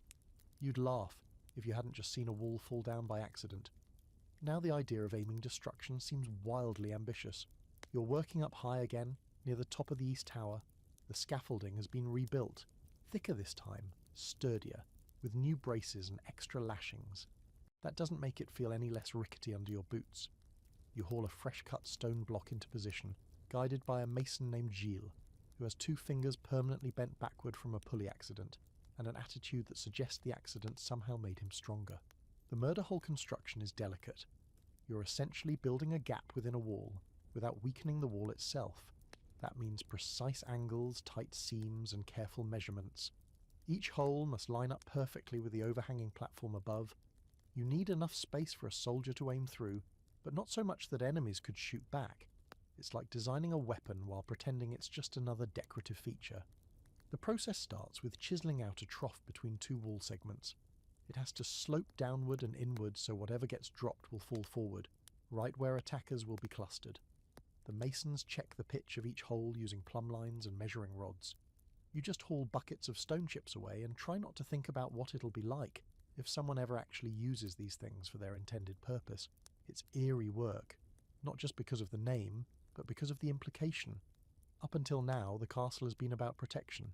Thick walls, strong gates, high towers, defensive, safe. But murder holes, that's different. That's offense. That's the castle striking back, and it's not the only feature like that. Arrow slits, called loopholes, are another.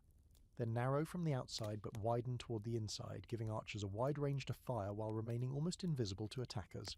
You work beside one of those 2 today, chipping at the edge to clean it out.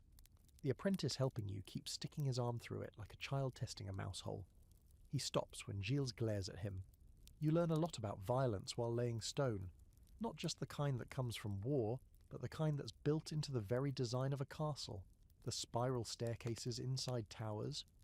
They always twist to the right as you climb, favouring right-handed defenders who can swing swords more easily. Enemies, forced to go up with their right hands against the central column, are at a disadvantage. Windows are placed higher than necessary, not for light, but to keep people from climbing in. Even the placement of doors, offset, narrow, angled, all intended to slow, confuse, or funnel intruders into kill zones. The whole building is a trap. A beautiful, towering trap. One of the masons tells you about a castle he helped build years ago, where the murder holes were covered with ornately carved stone hoods. Looked like dragon mouths, he says with pride. Real classy. Then he shrugs. Of course, they fell off the first winter, froze and cracked. Turns out building these features isn't just complicated, it's fragile work. Water seeps into every crevice, and the constant freeze-thaw cycles in the winter months make cracks expand like splinters in stone. If the angle's even slightly off, rainwater collects in the wrong place, and suddenly you're not dropping oil, you're patching leaks. There's an ongoing debate among castle historians about how often murder holes were actually used. Some argue they were mostly psychological, intimidation through architecture. Others claim they were essential during sieges, especially in gateways where attackers would gather. You don't have a side in the debate. You just know it's your job to make sure the next stone fits perfectly, so some knight 50 years from now can boil invaders in comfort. You spend the rest of the day shaping the under-platform supports for the hoarding, the wooden structures that extend out from the wall over the gates. These provide yet more opportunities for raining unpleasantness down on unwanted guests. Some castles keep these wooden structures permanently, others only build them in times of war. Either way, the stone corbels that hold them need to be placed now, while there's still access from the scaffolding. You wedge a block into position, tamp down the mortar, and brace it with 2 hands while Gilles hammers the edge into place. You don't breathe. If it shifts wrong, the entire overhang will eventually collapse. But it holds. Small victory. And that's what most of this job is. Small victories strung together by blisters and luck. At dinner you sit beside the apprentice from earlier, who's still talking about the arrow slit. He says he never thought about how everything in a castle is built to hurt people. Thought it was just walls and banners, you know? You nod, because you did too once. He asks if you think it's wrong. You don't answer, not because you're avoiding it, but because you're too tired, and because the truth is complicated. The castle protects, the castle harms. It's a place of safety and threat, sanctuary and violence. It doesn't care what you think, it just is. and your job is to make sure it stands. That's all. As the stars come out, you sit back and look up at the tower wall. The murder holes are in place now. Clean, deadly gaps carved into perfect symmetry.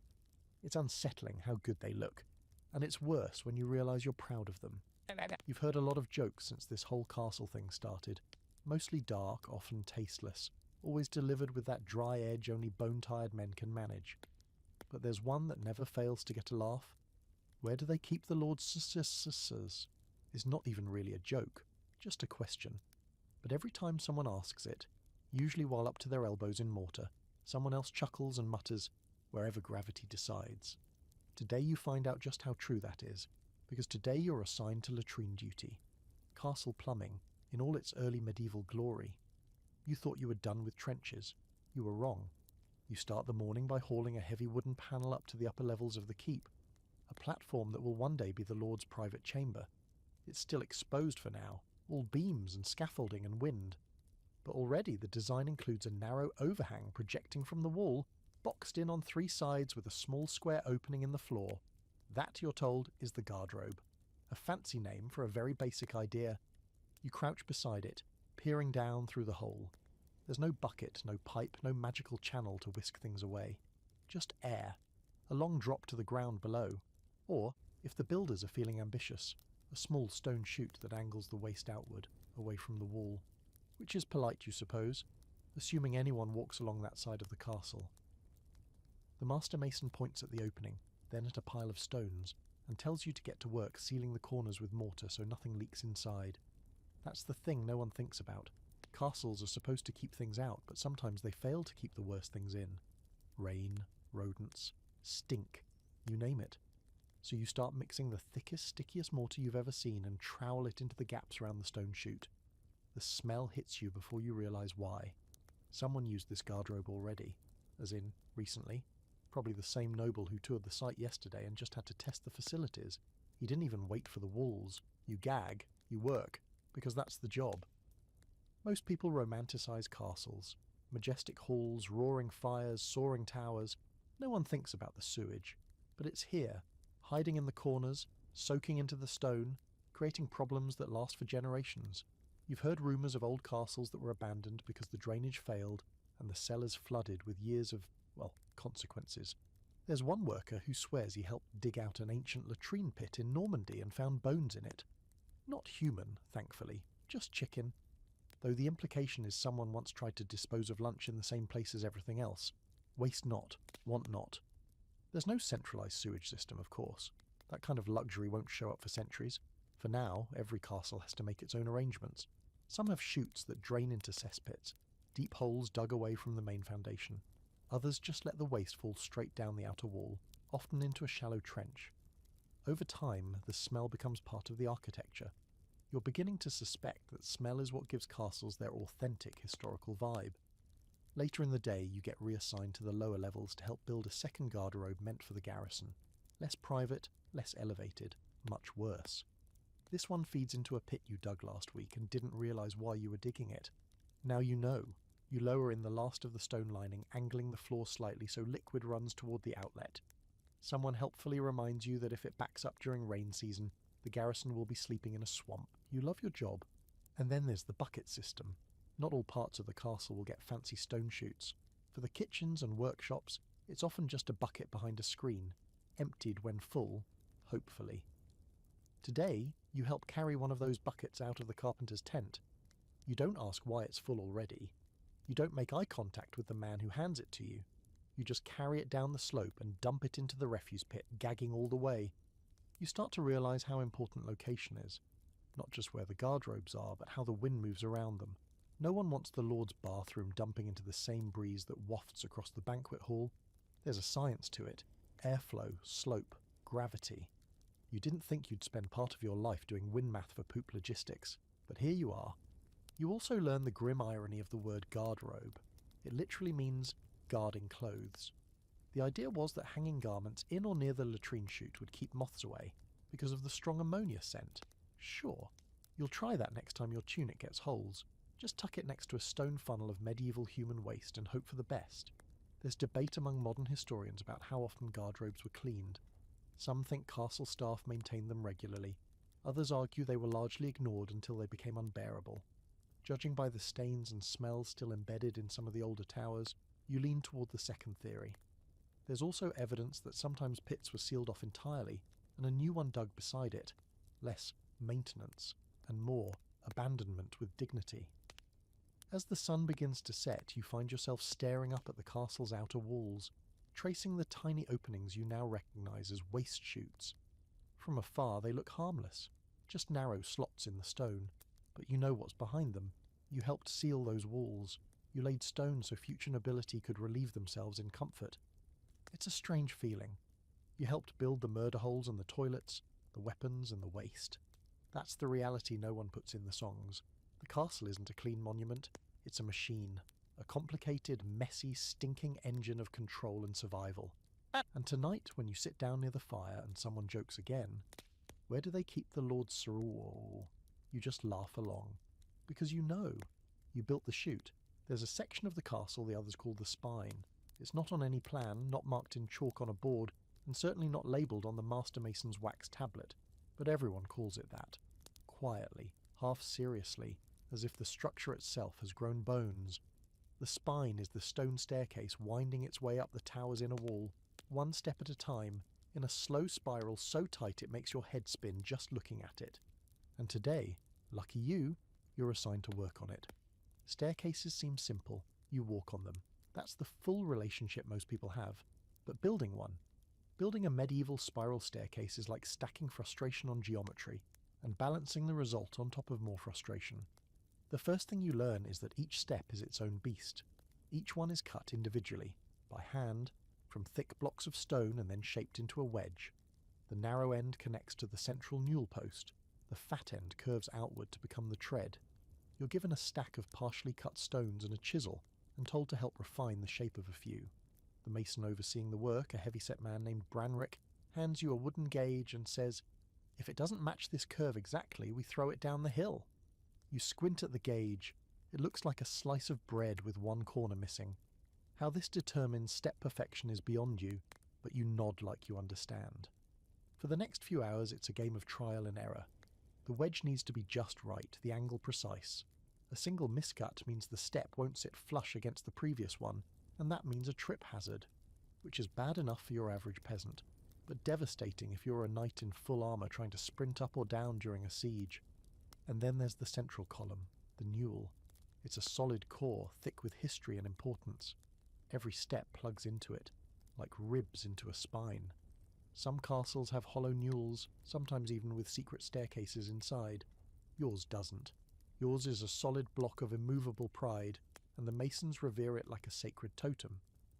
Branrick teaches you the twist every step spirals upward, slightly offset from the last, creating the staircase's signature turn, and always to the right, always clockwise, an architectural advantage, because most attackers are right-handed. The defenders running down have the open arc on their right side, swinging swords with ease.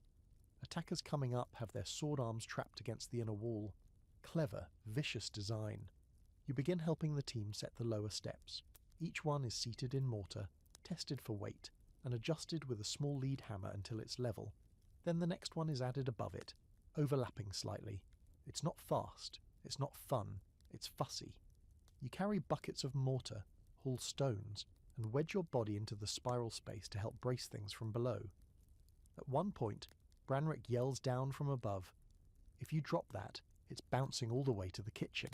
You grip the stone tighter, your arms burn. The spiral seems to suck light inward like a tunnel to nowhere. There's an argument mid-morning about the tread depth. The master mason wants wider steps, easier for the garrison to run up, but wider means shallower, and that changes the angle. More stone, more shaping, more labour. The masons groan. The foreman grumbles. Eventually a compromise is made, as always. You redo 3 steps you'd just finished, because of course. During lunch, you sit on the newel base, chewing dry bread and watching the staircase curve upward, still unfinished.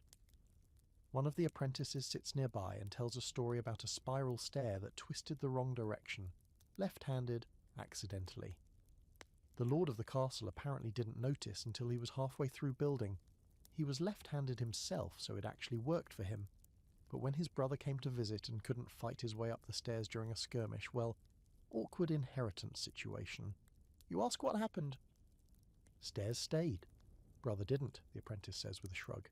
The afternoon brings more hauling.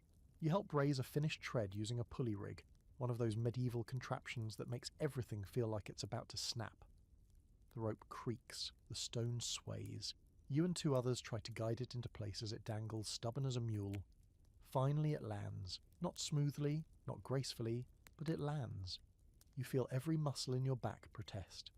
There's a strange satisfaction in seeing the steps rise. With each one placed, the staircase becomes more real, more spine, less sketch. You climb the newly set steps slowly, each one still drying, each one holding a little of your sweat in its mortar joints. It's beautiful in its own grim way, tight, functional, deadly if used right. And there's a quirk to it you hadn't noticed before. The steps get slightly narrower the higher you go, just enough to create a sense of compression. It's intentional, makes attackers feel trapped, slows momentum, forces them into a tight file. It's psychological warfare built into stone. You think about that for a while. At camp you rub your hands red and raw from chisel work. Someone asks what you worked on today. You say, the stairs. They nod, then ask if you noticed how each step is just a little off. Not wrong exactly, just off. A tiny curve, a slight tilt. Almost like the staircase itself is resisting perfection. Stairs don't want to be climbed, the man says with a grin, then wanders off to find a crust of cheese. A fringe belief among old builders is that stairs are a trick space, twisting, turning, disorienting by nature. Some say ghosts get stuck on them. Others claim that improperly built spiral stairs can confuse time, whatever that means. You chalk it up to superstition. But as you sit by the fire and stretch your aching legs, you admit there's something eerie about that unfinished spiral in the half-built tower, reaching toward a ceiling that isn't there yet. You helped shape it. You carved the wedge. You hauled the stone. Tomorrow someone will walk those steps. Maybe a noble, maybe a knight, maybe a thief sneaking up in the dark. And whether they rise or fall? Well, that's between them and the twist. It happens just after midday, during a lull. One of those rare stretches where the work slows, the shouting fades, and everyone settles into that quiet rhythm of labour so routine, it almost feels like peace. The sky's clear, a rare treat, and the sun warms the scaffolding just enough to make the stone dry faster than usual. You're back on the outer wall today, smoothing mortar between a fresh row of blocks, thinking about nothing more important than the blister forming just below your thumb. You don't see it happen, you hear it. It's not the thunderclap sound you might imagine, not the grand noise of cinema or legend. It's a crack, small at first, almost like the sound of a log splitting in a hearth. Then another, then a shout, sharp, sudden, and that's when you look up and see the scaffolding tremble. Then a body falls. It doesn't scream on the way down, just drops, limp and silent, a rag doll that lands with a crunch that stops everyone cold. A breathless pause overtakes the sight. Hammers freeze mid-swing. Someone lets go of a rope and it slithers uselessly to the ground. You stand there, trowel in hand, staring at the broken shape just a few yards away. It was Davin. You didn't know him well, but well enough.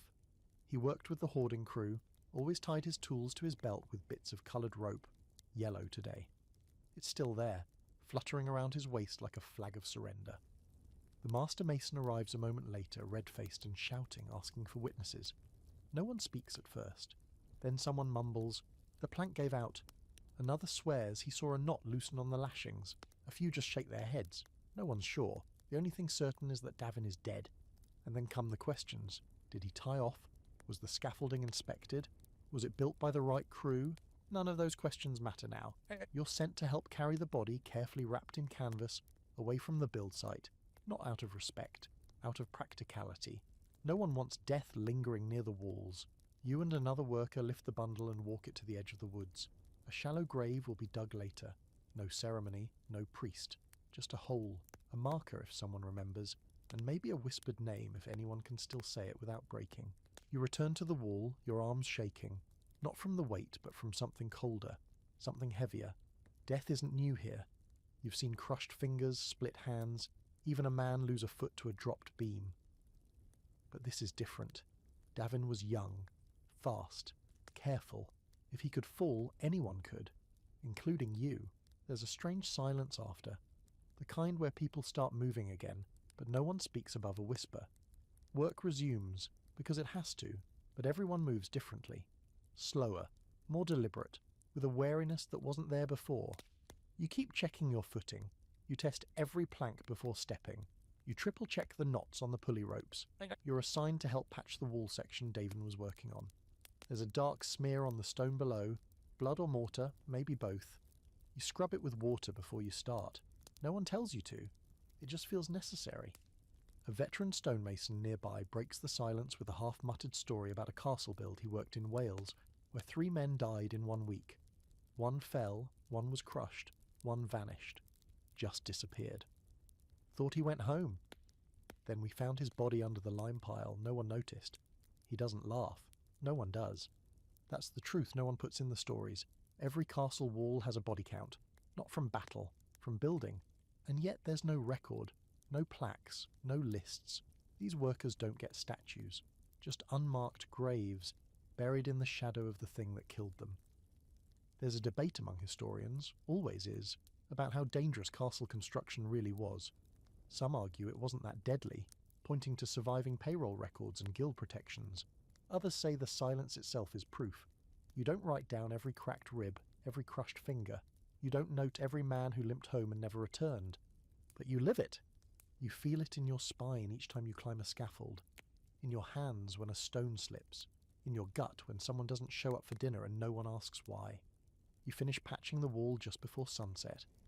The last stone settles in, and you smear the final line of mortar with tired hands. It holds, it looks clean. No sign of the fall remains, no trace that Davin ever stood there. Back at camp, the men are quieter than usual. The laughter is forced. The songs don't start.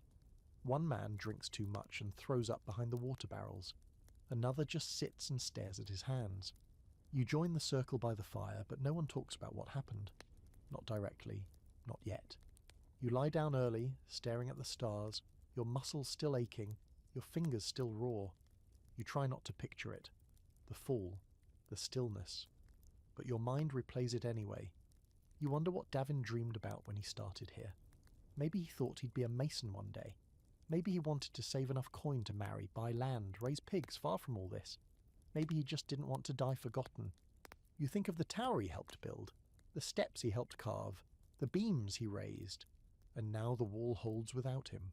Tomorrow you'll climb the scaffold again, you'll test the planks, you'll tie your rope, and you'll keep going, because that's what the living do, even when the wall remembers more than the people ever will. You knew it would take a while. Everyone said it from the start, like a kind of warning disguised as wisdom. Castles aren't built in a day, the old ones muttered, often with a bitter laugh. What they didn't say, what no one says out loud, is that they're not really built in a lifetime either. Not yours, at least. And today, that truth hits hard. The tower you've worked on since it was barely more than a chalk outline on the dirt now casts a shadow long enough to reach across the yard.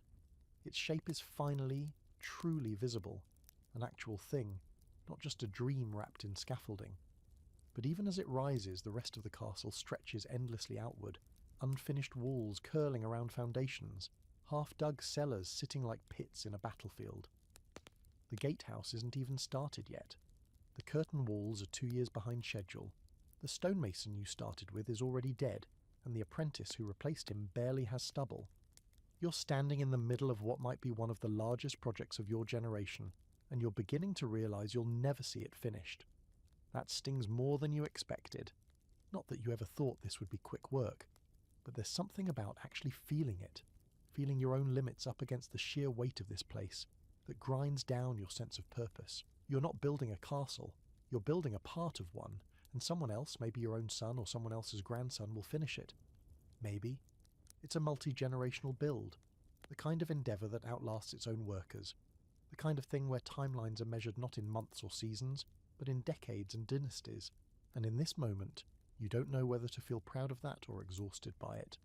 Today, your task is as repetitive as they come.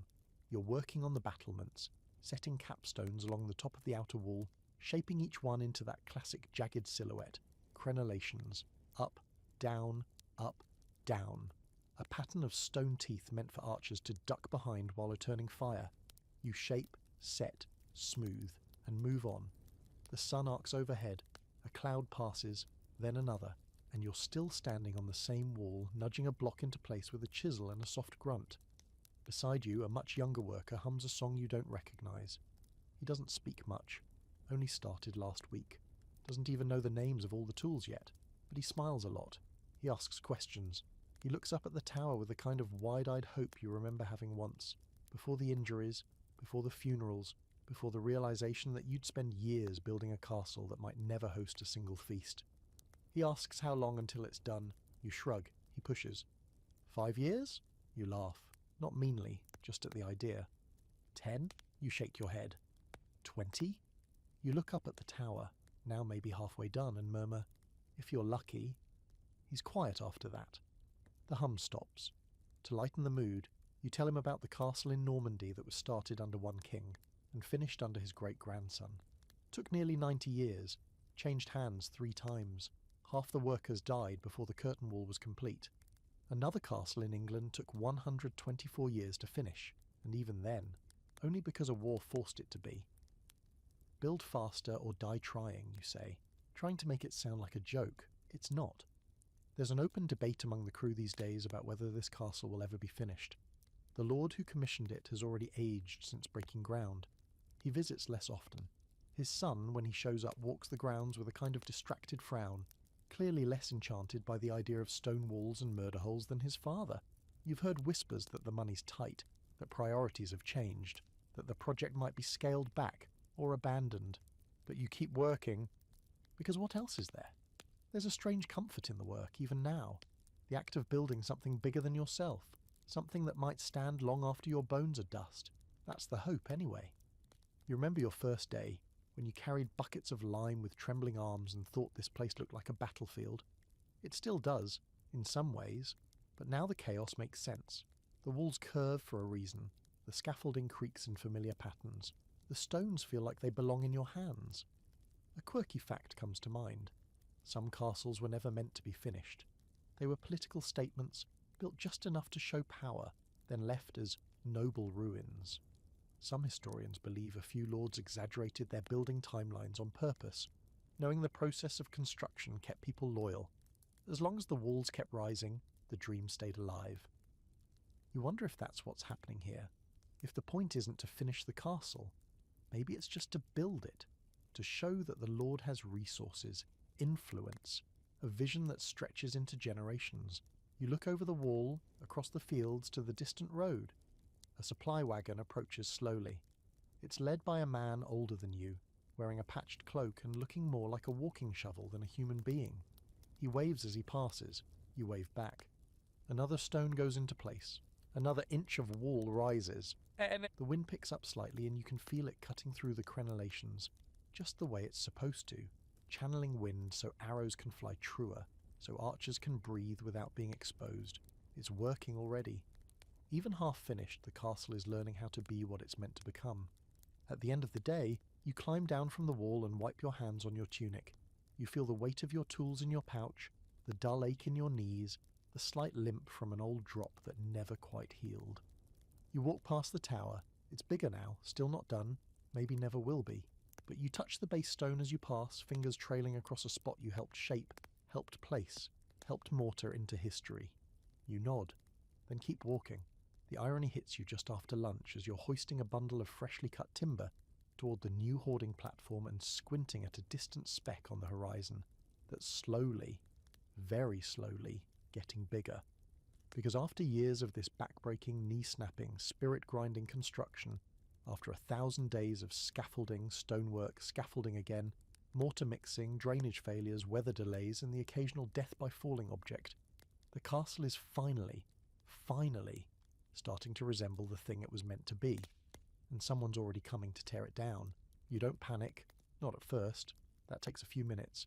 You keep working as the distant figure grows clearer, then multiplies. Horses, flags. A group of maybe a dozen riders moving toward the site from the southern road at a steady pace. No farmer rides like that, and no local noble travels with that many retainers unless he's either making a point or making trouble. The master mason notices around the same time you do. He stands up from a layout sketch, squints at the road, and scowls with the kind of seasoned frustration that says, "Of course this is happening now." Someone mutters the obvious, "Inspectors." The word itself feels like an insult. Because in the hierarchy of people who can ruin your day without lifting a single stone, castle inspectors rank just below God and slightly above plague doctors. These are men appointed by the Lord, or worse, by the King, to check on progress, which usually means pointing at things they don't understand and demanding that someone redo them. They arrive mid-afternoon. There are 3 of them, one in rich robes with ink-stained fingers, one in chainmail, clearly a knight with a personal distaste for smiling, and the third, a short twitchy man with a rolled-up parchment and a smirk that makes you want to gently tip him into the nearest pit latrine. They dismount, everyone stops working. Not officially, no one says put down your tools, but the silence spreads like a cold breeze. You lower your timber and wipe your hands, watching as the trio walks straight toward the tower, where the master mason now stands, arms crossed, jaw tight. The conversation is low and tense. You can't hear everything, but enough words float over budget, behind schedule, mortar quality, stone alignment, unauthorized deviation. It's amazing how many ways a person can say you're doing it wrong while never actually picking up a tool. Eventually they start the tour, which means poking things, tapping at walls, scribbling notes. You and a few others are told to accompany them, ostensibly to answer questions, really just to carry scrolls and serve as examples of current labour conditions. You feel like a badly dressed prop in a morality play. At the outer gate, the ink-fingered one shakes his head at the iron fittings and mutters, "Not standard." The chainmail knight raps his gauntlet against the gatepost and says, "This would never hold under battering." You glance at the post, then at the 3 ox carts full of reinforcement beams sitting right there, clearly waiting to be installed. No one cares. At the tower stairwell, the twitchy one pokes his head into the spiral and scowls. "Narrow," he says. The mason grits his teeth. "It's supposed to be narrow," he explains for the 3rd time, "for defence." Twitchy says nothing, just scribbles something in his notes. Probably too narrow. And that's the worst part. None of them trust the people actually building the thing. These men weren't here when the foundation collapsed. They didn't help rebuild the trench when the rain turned the courtyard into soup. They didn't see Davin fall. They didn't dig out the lime pit or drag their hands raw across rough stone until it held firm. But now they walk through it all like judges, weighing every block against some ideal that exists only in their minds. Or worse, in a half-finished manual written by someone who's never laid a single stone. You hold your tongue. Everyone does, because even one bad report can shut down the entire site. There are stories, plenty of them, about builds halted for years because of a single parchment full of complaints.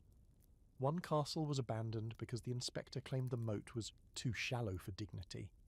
Another lost royal funding because the gatehouse didn't match the newest fashion out of Paris. Fashion for fortresses. At dinner that night, no one eats with much appetite. The inspectors are gone, but the tension lingers like smoke after a fire. The master mason sits by himself, chewing slowly, staring into the flames with the look of a man weighing how much effort it would take to fake his own death. You hear that a section of the wall may have to be redone, not because it's unsafe, but because it doesn't reflect current architectural sensibilities, whatever that means. The younger workers are confused, angry. "It's a castle," one of them says, "not a painting." You nod, then say, "Castles are political." And you hate how much that's true, because deep down you've realised something ugly. Castles aren't just built for war, or protection, or even legacy. They're built to impress, to reflect the power of a man who will probably never lay a hand on a hammer.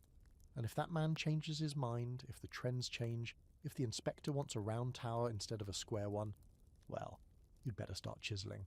A fringe theory circulates among the more cynical workers, that these inspections are just power plays. The lords send them not to check progress, but to remind everyone who's really in charge. The build can be perfect, flawless even, but if the inspector feels like flexing, something will get torn down.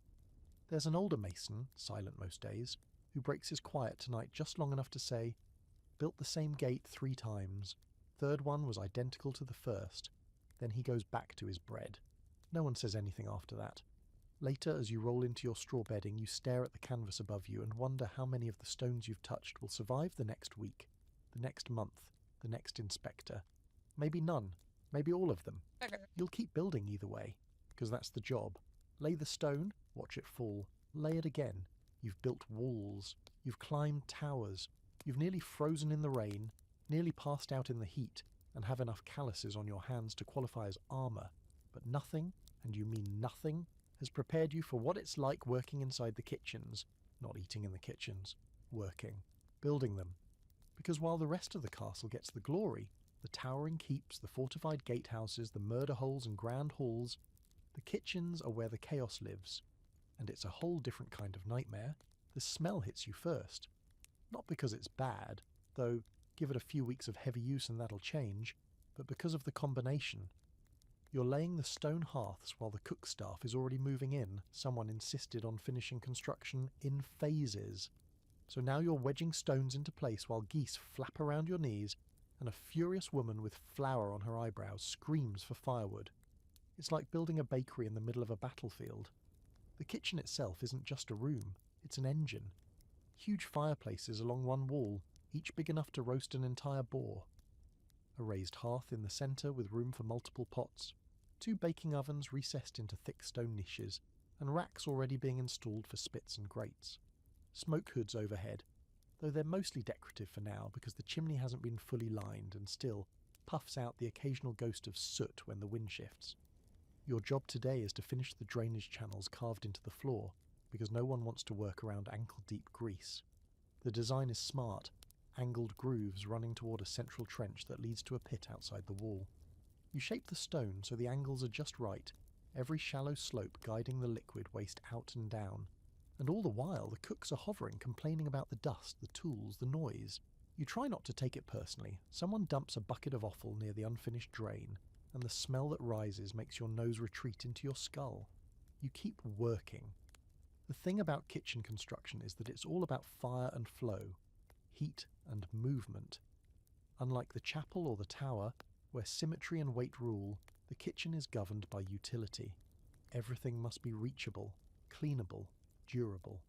The floors are stone because wood would rot. The counters are blocky and broad because a slab of butchered meat needs a lot of elbow room.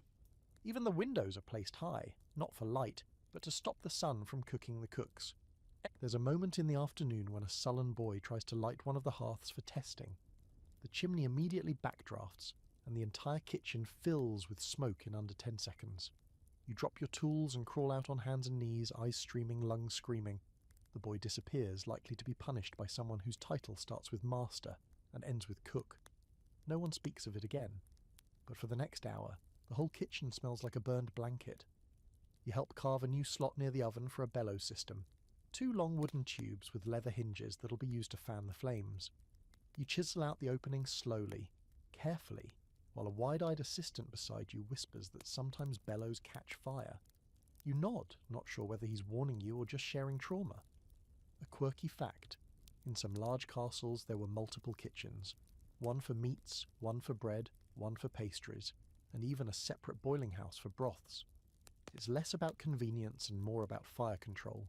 Too many flames in one place, and the whole castle could roast itself. You're only building the main kitchen here, but already it feels like a war zone of smoke and grease and shouting.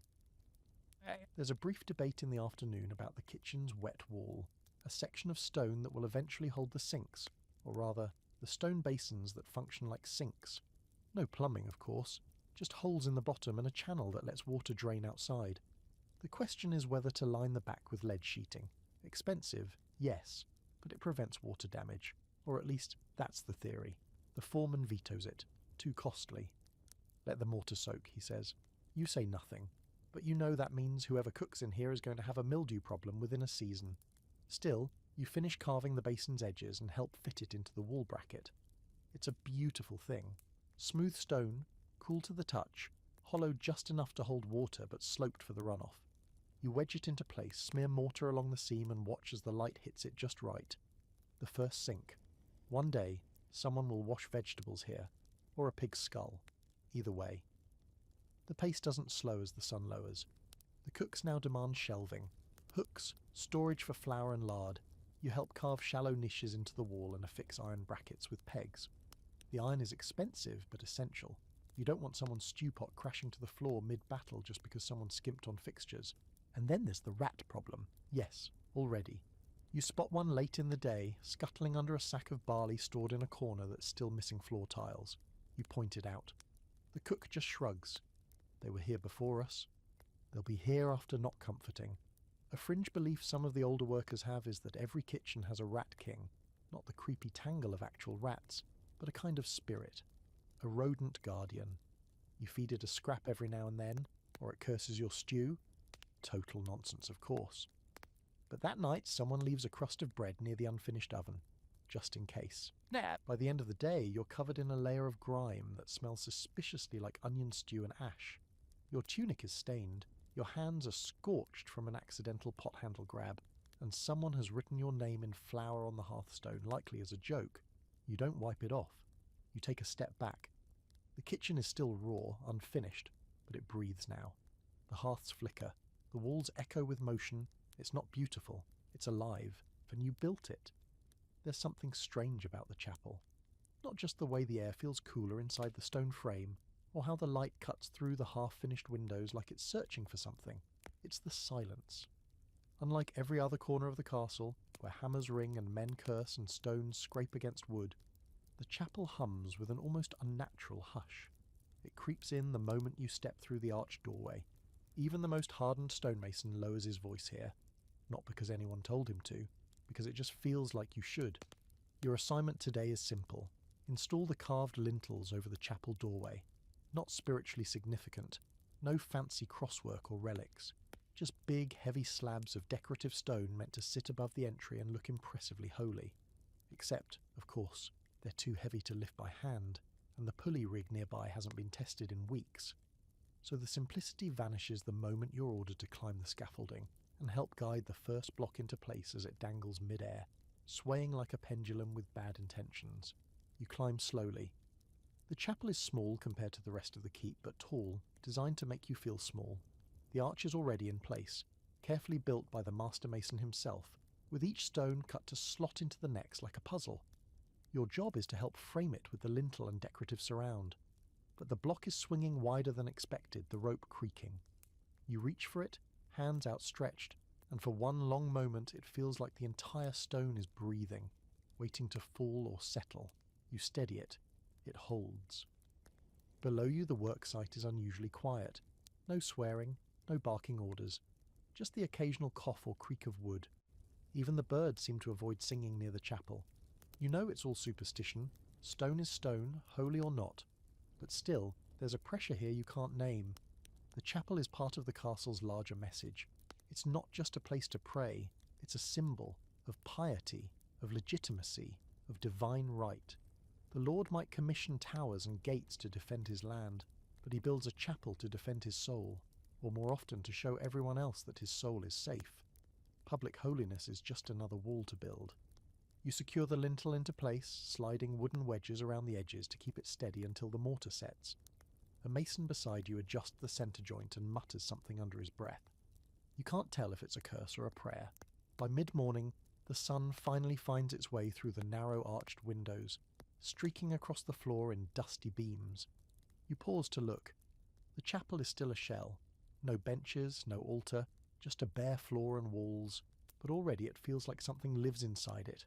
Not in a haunted way, more like a memory trying to form before the place is finished. You spend the rest of the morning carving stone details for the altar base. It's plain work, rounded edges, shallow niches, but the foreman insists it must be smooth, perfect. It reflects the Lord's devotion, he says. You doubt the Lord's ever touched a chisel, but you smooth every edge like it's going to be kissed by royalty, because possibly it will. At lunch you sit just outside the chapel and chew your bread in the sunlight, half listening to a carpenter rant about the oak beams being warped. He's supposed to install the chapel doors this week, but the frame is off by half an inch. How can God enter, he growls, if the bloody door won't close? No one has an answer. You head back inside to help shape the ambry, a little wall recess where sacred items will eventually be stored. Chalices, candles, maybe a relic if the Lord can afford one. There's a rumour floating around that he's trying to buy a saint's finger from a merchant in Gascony. Some say it's a scam, others say it doesn't matter. Faith only needs the idea of a finger. A quirky story from one of the older masons. He once helped install a relic that turned out to be a piece of pig bone. The monks swore it was St. Agatha's knuckle. Everyone believed it. The Lord built a whole shrine around it. Pilgrims came. Miracles were reported. The pig bone never complained. By afternoon, you're working on the window frames. These aren't glass, not yet. That's expensive and rare. But the slots are already designed for it. For now, thin slices of horn or stretched oiled linen will cover the openings, filtering light in strange golden ways. You help level the stone sills and smooth the rounded frames, careful not to chip the soft curves. These windows don't just let in light, they shape it. There's a debate among the crew about whether a chapel needs to be inside the walls. Some argue it should be exposed, open to the elements like a true offering to the heavens. Others say it must be protected, surrounded by the keep. The master mason, as always, solves the argument with a shrug. The stone doesn't care, he says. Only people do. You stay late to help with one last detail, a carved cross to mount above the arch. Nothing fancy, just a recessed design etched into the stone. You trace the pattern with chalk, careful to get the proportions right. Horizontal beam, just under centre. Then you press the chisel in and begin. Chip, breathe, chip. You get lost in the rhythm. The stone responds easily. Soft limestone, forgiving but crumbly if you rush. You don't rush. You want this one to be right. You finish just as the sky turns gold. The chapel glows, the stone soaking in the light like it's always been waiting for it. You step back and look at what you've done. Just a cross carved in a half-finished arch. But still, it's yours. A mark, a moment. A piece of quiet permanence in a world where everything else is chaos. You wipe the dust from your fingers, then press your palm to the wall beside the door. It's still warm from the sun. You hold it there a moment. No one speaks as the crew leaves, not even the carpenter. Later you'll hear that the Lord's mother insisted the chapel be built first, before the hall, before the stables. She believed the castle needed a soul before it got a body. Some call her foolish, some call her wise. You're not sure what you believe, but you know this. Of all the things you've helped build, the chapel is the only one that makes you walk slower when you pass it. Like it's listening, like it's watching, and maybe, just maybe, like it remembers. It's raining again, and not the polite kind. This is the sort of rain that wants to ruin things, the kind that seeps into every seam, makes mortar pout, timber groan, and spirits sink like stones in a flooded trench. You're soaked before breakfast, your boots already squishing, and the sky doesn't look like it plans on stopping anytime soon. Still, work doesn't pause, not anymore. The build is too far behind, and too many coin-hungry nobles have been sniffing around the progress reports for anyone to dare call a rain day. Today's assignment is one of the most dreaded. Roofing. Yes, the roof. The final touch. The hat of the keep. The noble lid on this long stone stewpot of suffering. And it's your lucky day to help finish laying the heavy wooden beams over the main hall. The idea is to get them in place before the next real storm rolls through, but judging by the one already soaking your face, the roof may never arrive before the next disaster does. You haul timber. Again. You thought you'd done your fair share in the early months, hauling felled trees, stripping bark, stacking logs, but this is different. These beams are massive. Oak, hand-hewn, seasoned for months, and each one so long it takes 6 men and a pulley rig just to nudge it into place. You work in a team, drenched and cursing, pushing and pulling, while a master carpenter stands on the scaffolding above, shouting down measurements and insults with equal enthusiasm. The framework is already taking shape. A series of king posts, queen posts, tie beams and braces, terms you've learned more through bruises than diagrams. The geometry of it is surprisingly elegant, almost like an upside-down ship, which makes sense. Ships and roofs are both designed to fight the same enemy, water. Once your beam is in place, you help hammer in the tree nails, wooden pegs shaped like fat arrows that hold everything together. There's no iron in this part. Iron would rust, expand, crack the timber, so it's all wood on wood, shaved and jammed and pounded until it creaks into position like a reluctant spine. You watch rain slide off the timbers and fall straight down into the middle of the hall, right onto the stone floor where, eventually, nobles are supposed to eat roast swan and throw chicken bones into the fire. Hard to picture now, with everything soaked and echoing like a leaking barn. But the frame is coming together, and even through the rain, you can feel the shape of something grand. The roof is a strange place to work. You're high above the rest of the site, but you don't feel powerful. You feel exposed. The wind whips harder up here, biting through your wet tunic like a judgment. You've got a rope tied around your waist, looped around a pegged beam, but it still feels like the slightest misstep would send you tumbling into the courtyard like a sack of regret. One of the younger workers almost slips. He catches himself on a ridge beam, swinging for a heartbeat before scrambling back onto the scaffold. Everyone laughs, nervously, then immediately goes quiet again. No one wants another Davin. There's some debate among modern historians about how medieval roofs were built at this scale without cranes. Most agree it was sheer manpower, teams of sweaty, possibly terrified men with ropes and levers, balancing timbers into place by feel and prayer. Some castles had lifting towers built temporarily just to raise the heaviest beams. You don't have one of those, just your own back, a few pulleys, and a long list of things that can go wrong. Lunch is bread in the rain. You eat standing, leaning against a beam while watching puddles spread across the courtyard below. A chicken floats past. You wonder briefly if it's the same one that attacked the cook last week. If so, good riddance. After the break, you're handed a thatching hook. Not for today, but soon. Soon they'll be laying the first layers of thatch over the wooden rafters. Some castles get tile, yours is getting straw, cheap, fast, highly flammable. But it's better than nothing, and there's an art to it too. Thatching is layered from bottom to top like fish scales, overlapping tightly to let water slide down without soaking through.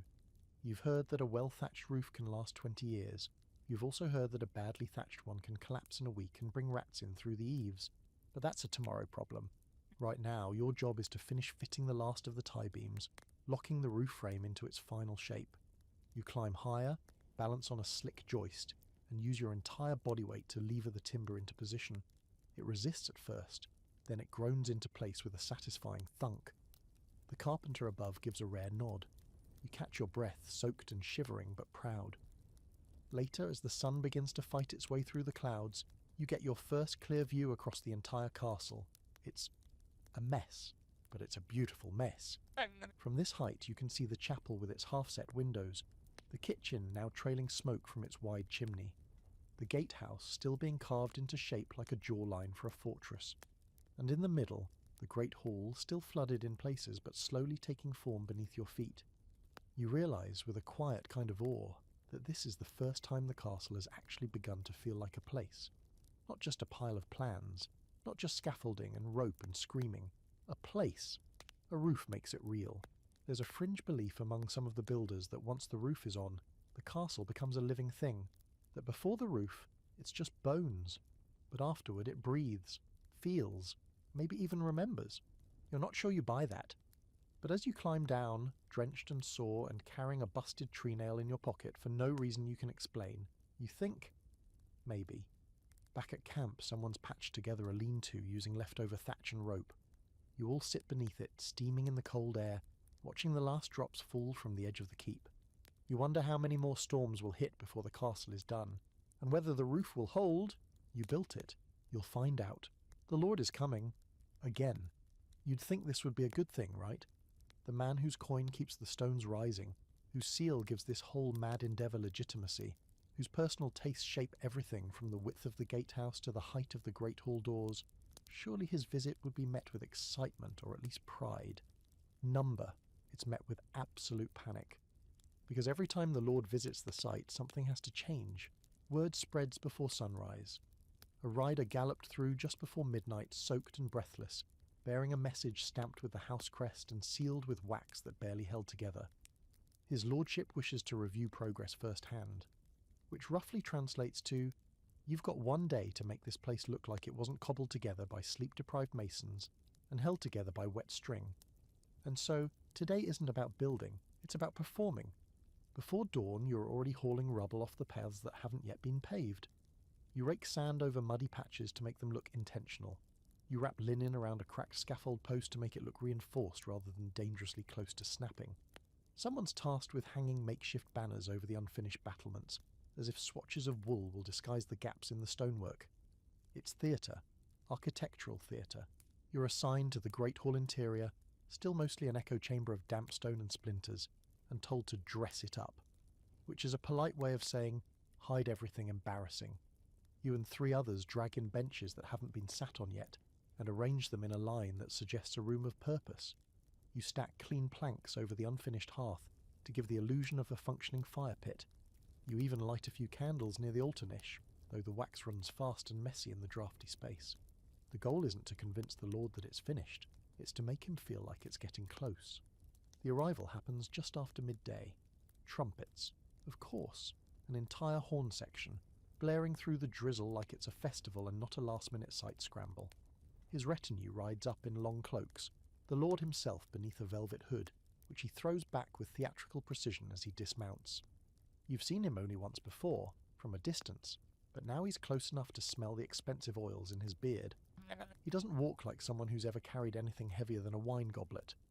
The master mason steps forward, bows low, and begins the rehearsed speech. Progress, improvements, innovations, stone quality, labour force. All the words nobles like to hear when they're about to write another cheque. The Lord nods occasionally, his eyes scanning the walls like a man judging a tapestry, rather than a structure that's taken a decade to rise. You're ordered to stand by the door, ready to help if something goes wrong. It's not a likely assignment, but symbolic. Look, my lord, even our lowest workers are dedicated and presentable. You try to stand tall, though your tunic is torn at the sleeve and you smell like lime dust and cooked onions. As the tour begins, you trail behind, just close enough to overhear. The Lord likes the chapel, calls it a solemn little thing. He gestures vaguely at the walls and says he might commission a stained glass window, maybe with his own face in it. The master mason smiles tightly and says it would be a great honour. The Lord doesn't like the kitchen. Too plain. He suggests adding a second hearth. You know the budget doesn't allow for that. You also know that no isn't an option. Someone will lose sleep over that comment tonight. In the great hall he stops, looks up at the still exposed rafters, and frowns. "Bit dark," he says. "Could we open the roof a little more?" No one answers for a beat. Then the carpenter, pale-faced, mumbles something about smoke control and weather protection. The Lord shrugs. "Well, just a thought."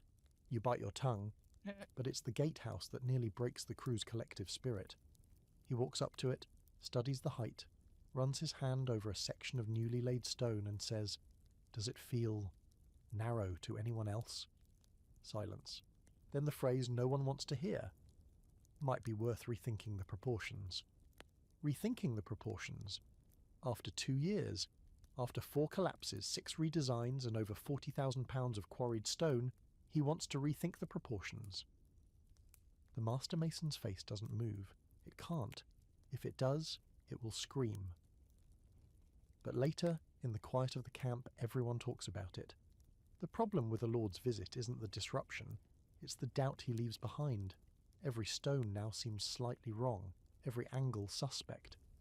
The window you spent 2 weeks framing perfectly, maybe the opening's too narrow, maybe the light falls wrong, maybe the tower should be taller, maybe the roof curve isn't pleasing enough. Everyone has questions now. Everyone's afraid to answer them. That night someone mutters the oldest joke on site. If the Lord wants a castle, let him build it himself. No one laughs. There's a long-standing debate among scholars about how involved medieval lords actually were in construction. Some say they obsessed over every detail. Others argue they only showed up for milestones and feasts. But from your perspective, they show up when it's most inconvenient and they leave before anything breaks. A quirky detail. Some lords were so particular about their castles that they ordered rooms to be rebuilt, not because they failed structurally, but because they failed aesthetically. One famous case involved a dining hall being torn down and rebuilt 3 feet longer, just so the Lord could say his was larger than his rivals. You feel that same energy now. This castle isn't just a fortress, it's a monument to ego. Back in your tent, you wipe mud from your boots and replay the visit in your head.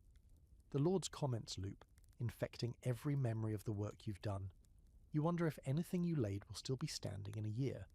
But then you remind yourself, he didn't lay those stones. You did. And no banner or trumpet can take that away. The first snowfall comes in the night. Soft at first, like someone shaking flour over the world. When you wake, it's already coated the camp, muffling every sound, silencing boots, burying tools. A white hush has settled over the castle site, not the joyful kind that makes you want to build snowmen and throw snowballs, but the slow, creeping kind that whispers, you've run out of time. Everything slows in the snow, movement, progress, blood. The ropes freeze stiff. The pulleys seize. Mortar won't set and stone turns to ice under your fingertips. The fires burn longer and brighter now, not for comfort, but for survival. You huddle close to them, palms out, face flushed and raw. Every tool feels heavier. Every step feels like walking through syrup that bites. Still, there's work to be done. The castle doesn't stop for winter, not if the Lord still breathes, not if the steward still checks his ledgers every week, not if the walls still lean incomplete, exposed to the wind like bones without skin. So you're sent to the supply yard, where the timber's frozen together and the stone blocks wear little white caps. Your task: help construct makeshift covers, wooden lean-tos, tarred cloth awnings, anything to shield the most vulnerable parts of the build before the snow buries them. You spend the morning driving stakes into frozen ground. It takes twice the effort for half the result. Your fingers are numb, your breath curls in front of your face like smoke, and every knot you tie feels like a race against frostbite. You keep moving, you have to. The cold is patient. The cold waits for you to stop. By midday the snow thickens. It falls heavier now, faster, whiting out the towers until they fade like memories. You look up and can barely see the top of the scaffolding. Somewhere up there, another crew is still at work, stubbornly trying to seal the last of the upper walls. You hear muffled hammering through the storm, no shouting, just the rhythmic knock of men pretending winter hasn't already won. You take your lunch standing, chewing hard bread with your back against a stack of frozen bricks. Someone hands you a ladle of hot broth, thin, greasy, scalding. You drink it anyway. Steam rises from the cup and fogs your lashes. For a moment it feels like you're wrapped in warmth, but only for a moment. In the afternoon, the foreman calls for volunteers to help move sacks of lime into the storage shed before the moisture ruins them. You volunteer, you wish you hadn't. The lime bags are soaked around the edges, heavy as corpses. One splits open mid-lift and releases a cloud of fine white dust that clings to your clothes, your face, your lungs. You cough hard enough to see stars. The others laugh, not cruelly, just out of survival. If you don't laugh, you break. By the time the sun starts dipping below the ridgeline, the castle has transformed into something else entirely. It's no longer a work site, it's a ghost. A half-born stone creature wrapped in frost looming in silence. The walls seem taller in the snow. The chapel looks holier, the towers more mysterious, the gatehouse more unforgiving. It's beautiful, in a way that makes you uneasy. You walk the perimeter with a few others, checking the makeshift coverings, hammering ice from the scaffolding joints, brushing snow off the pulley ropes so they don't freeze in place. You pass by the guardrobe chute and see a strange icicle forming at the bottom. You don't want to think about what's inside it. There's an odd tradition some of the workers have. When the first true snow sticks, they scratch their initials into the stone. Not for pride, not for legacy, just to say I was here. You see them now, on the side of the outer wall, rough letters etched with knives or nails. You spot yours from last year, half buried in frost. You run your glove over it. Still there, still you. The debate starts again that night in the camp. Will we finish this thing? Some say yes, some say maybe. Some say it's cursed and will stand half done forever. You don't weigh in. You just listen. Because deep down, you're not sure anymore. You've seen too many plans change, too many walls fall, too many hands vanish from the worksite, never to return. A quirky story surfaces around the fire. A builder at another site once left his boot in a drying wall, just to prove he had been there. When the Lord asked what the bump was years later, the mason told him it was a blessing. The wall was never repaired. You wonder if that's the only way to leave your mark, to bury a piece of yourself in the thing you're building and hope someone mistakes it for purpose. As you lie down that night, wrapped in every scrap of cloth you own, you hear the snow falling on the canvas above you. Soft, constant. Like the world is being slowly erased and redrawn. You close your eyes and picture the castle as it will be in spring, dry, clean, glorious. You try not to think of how far away that feels. You dream of a tower that reaches the sky, of a hall filled with light, of walking through it barefoot, older, proud, a guest, not a labourer. But when you wake, the snow is still falling, and the rope in your tent is frozen stiff.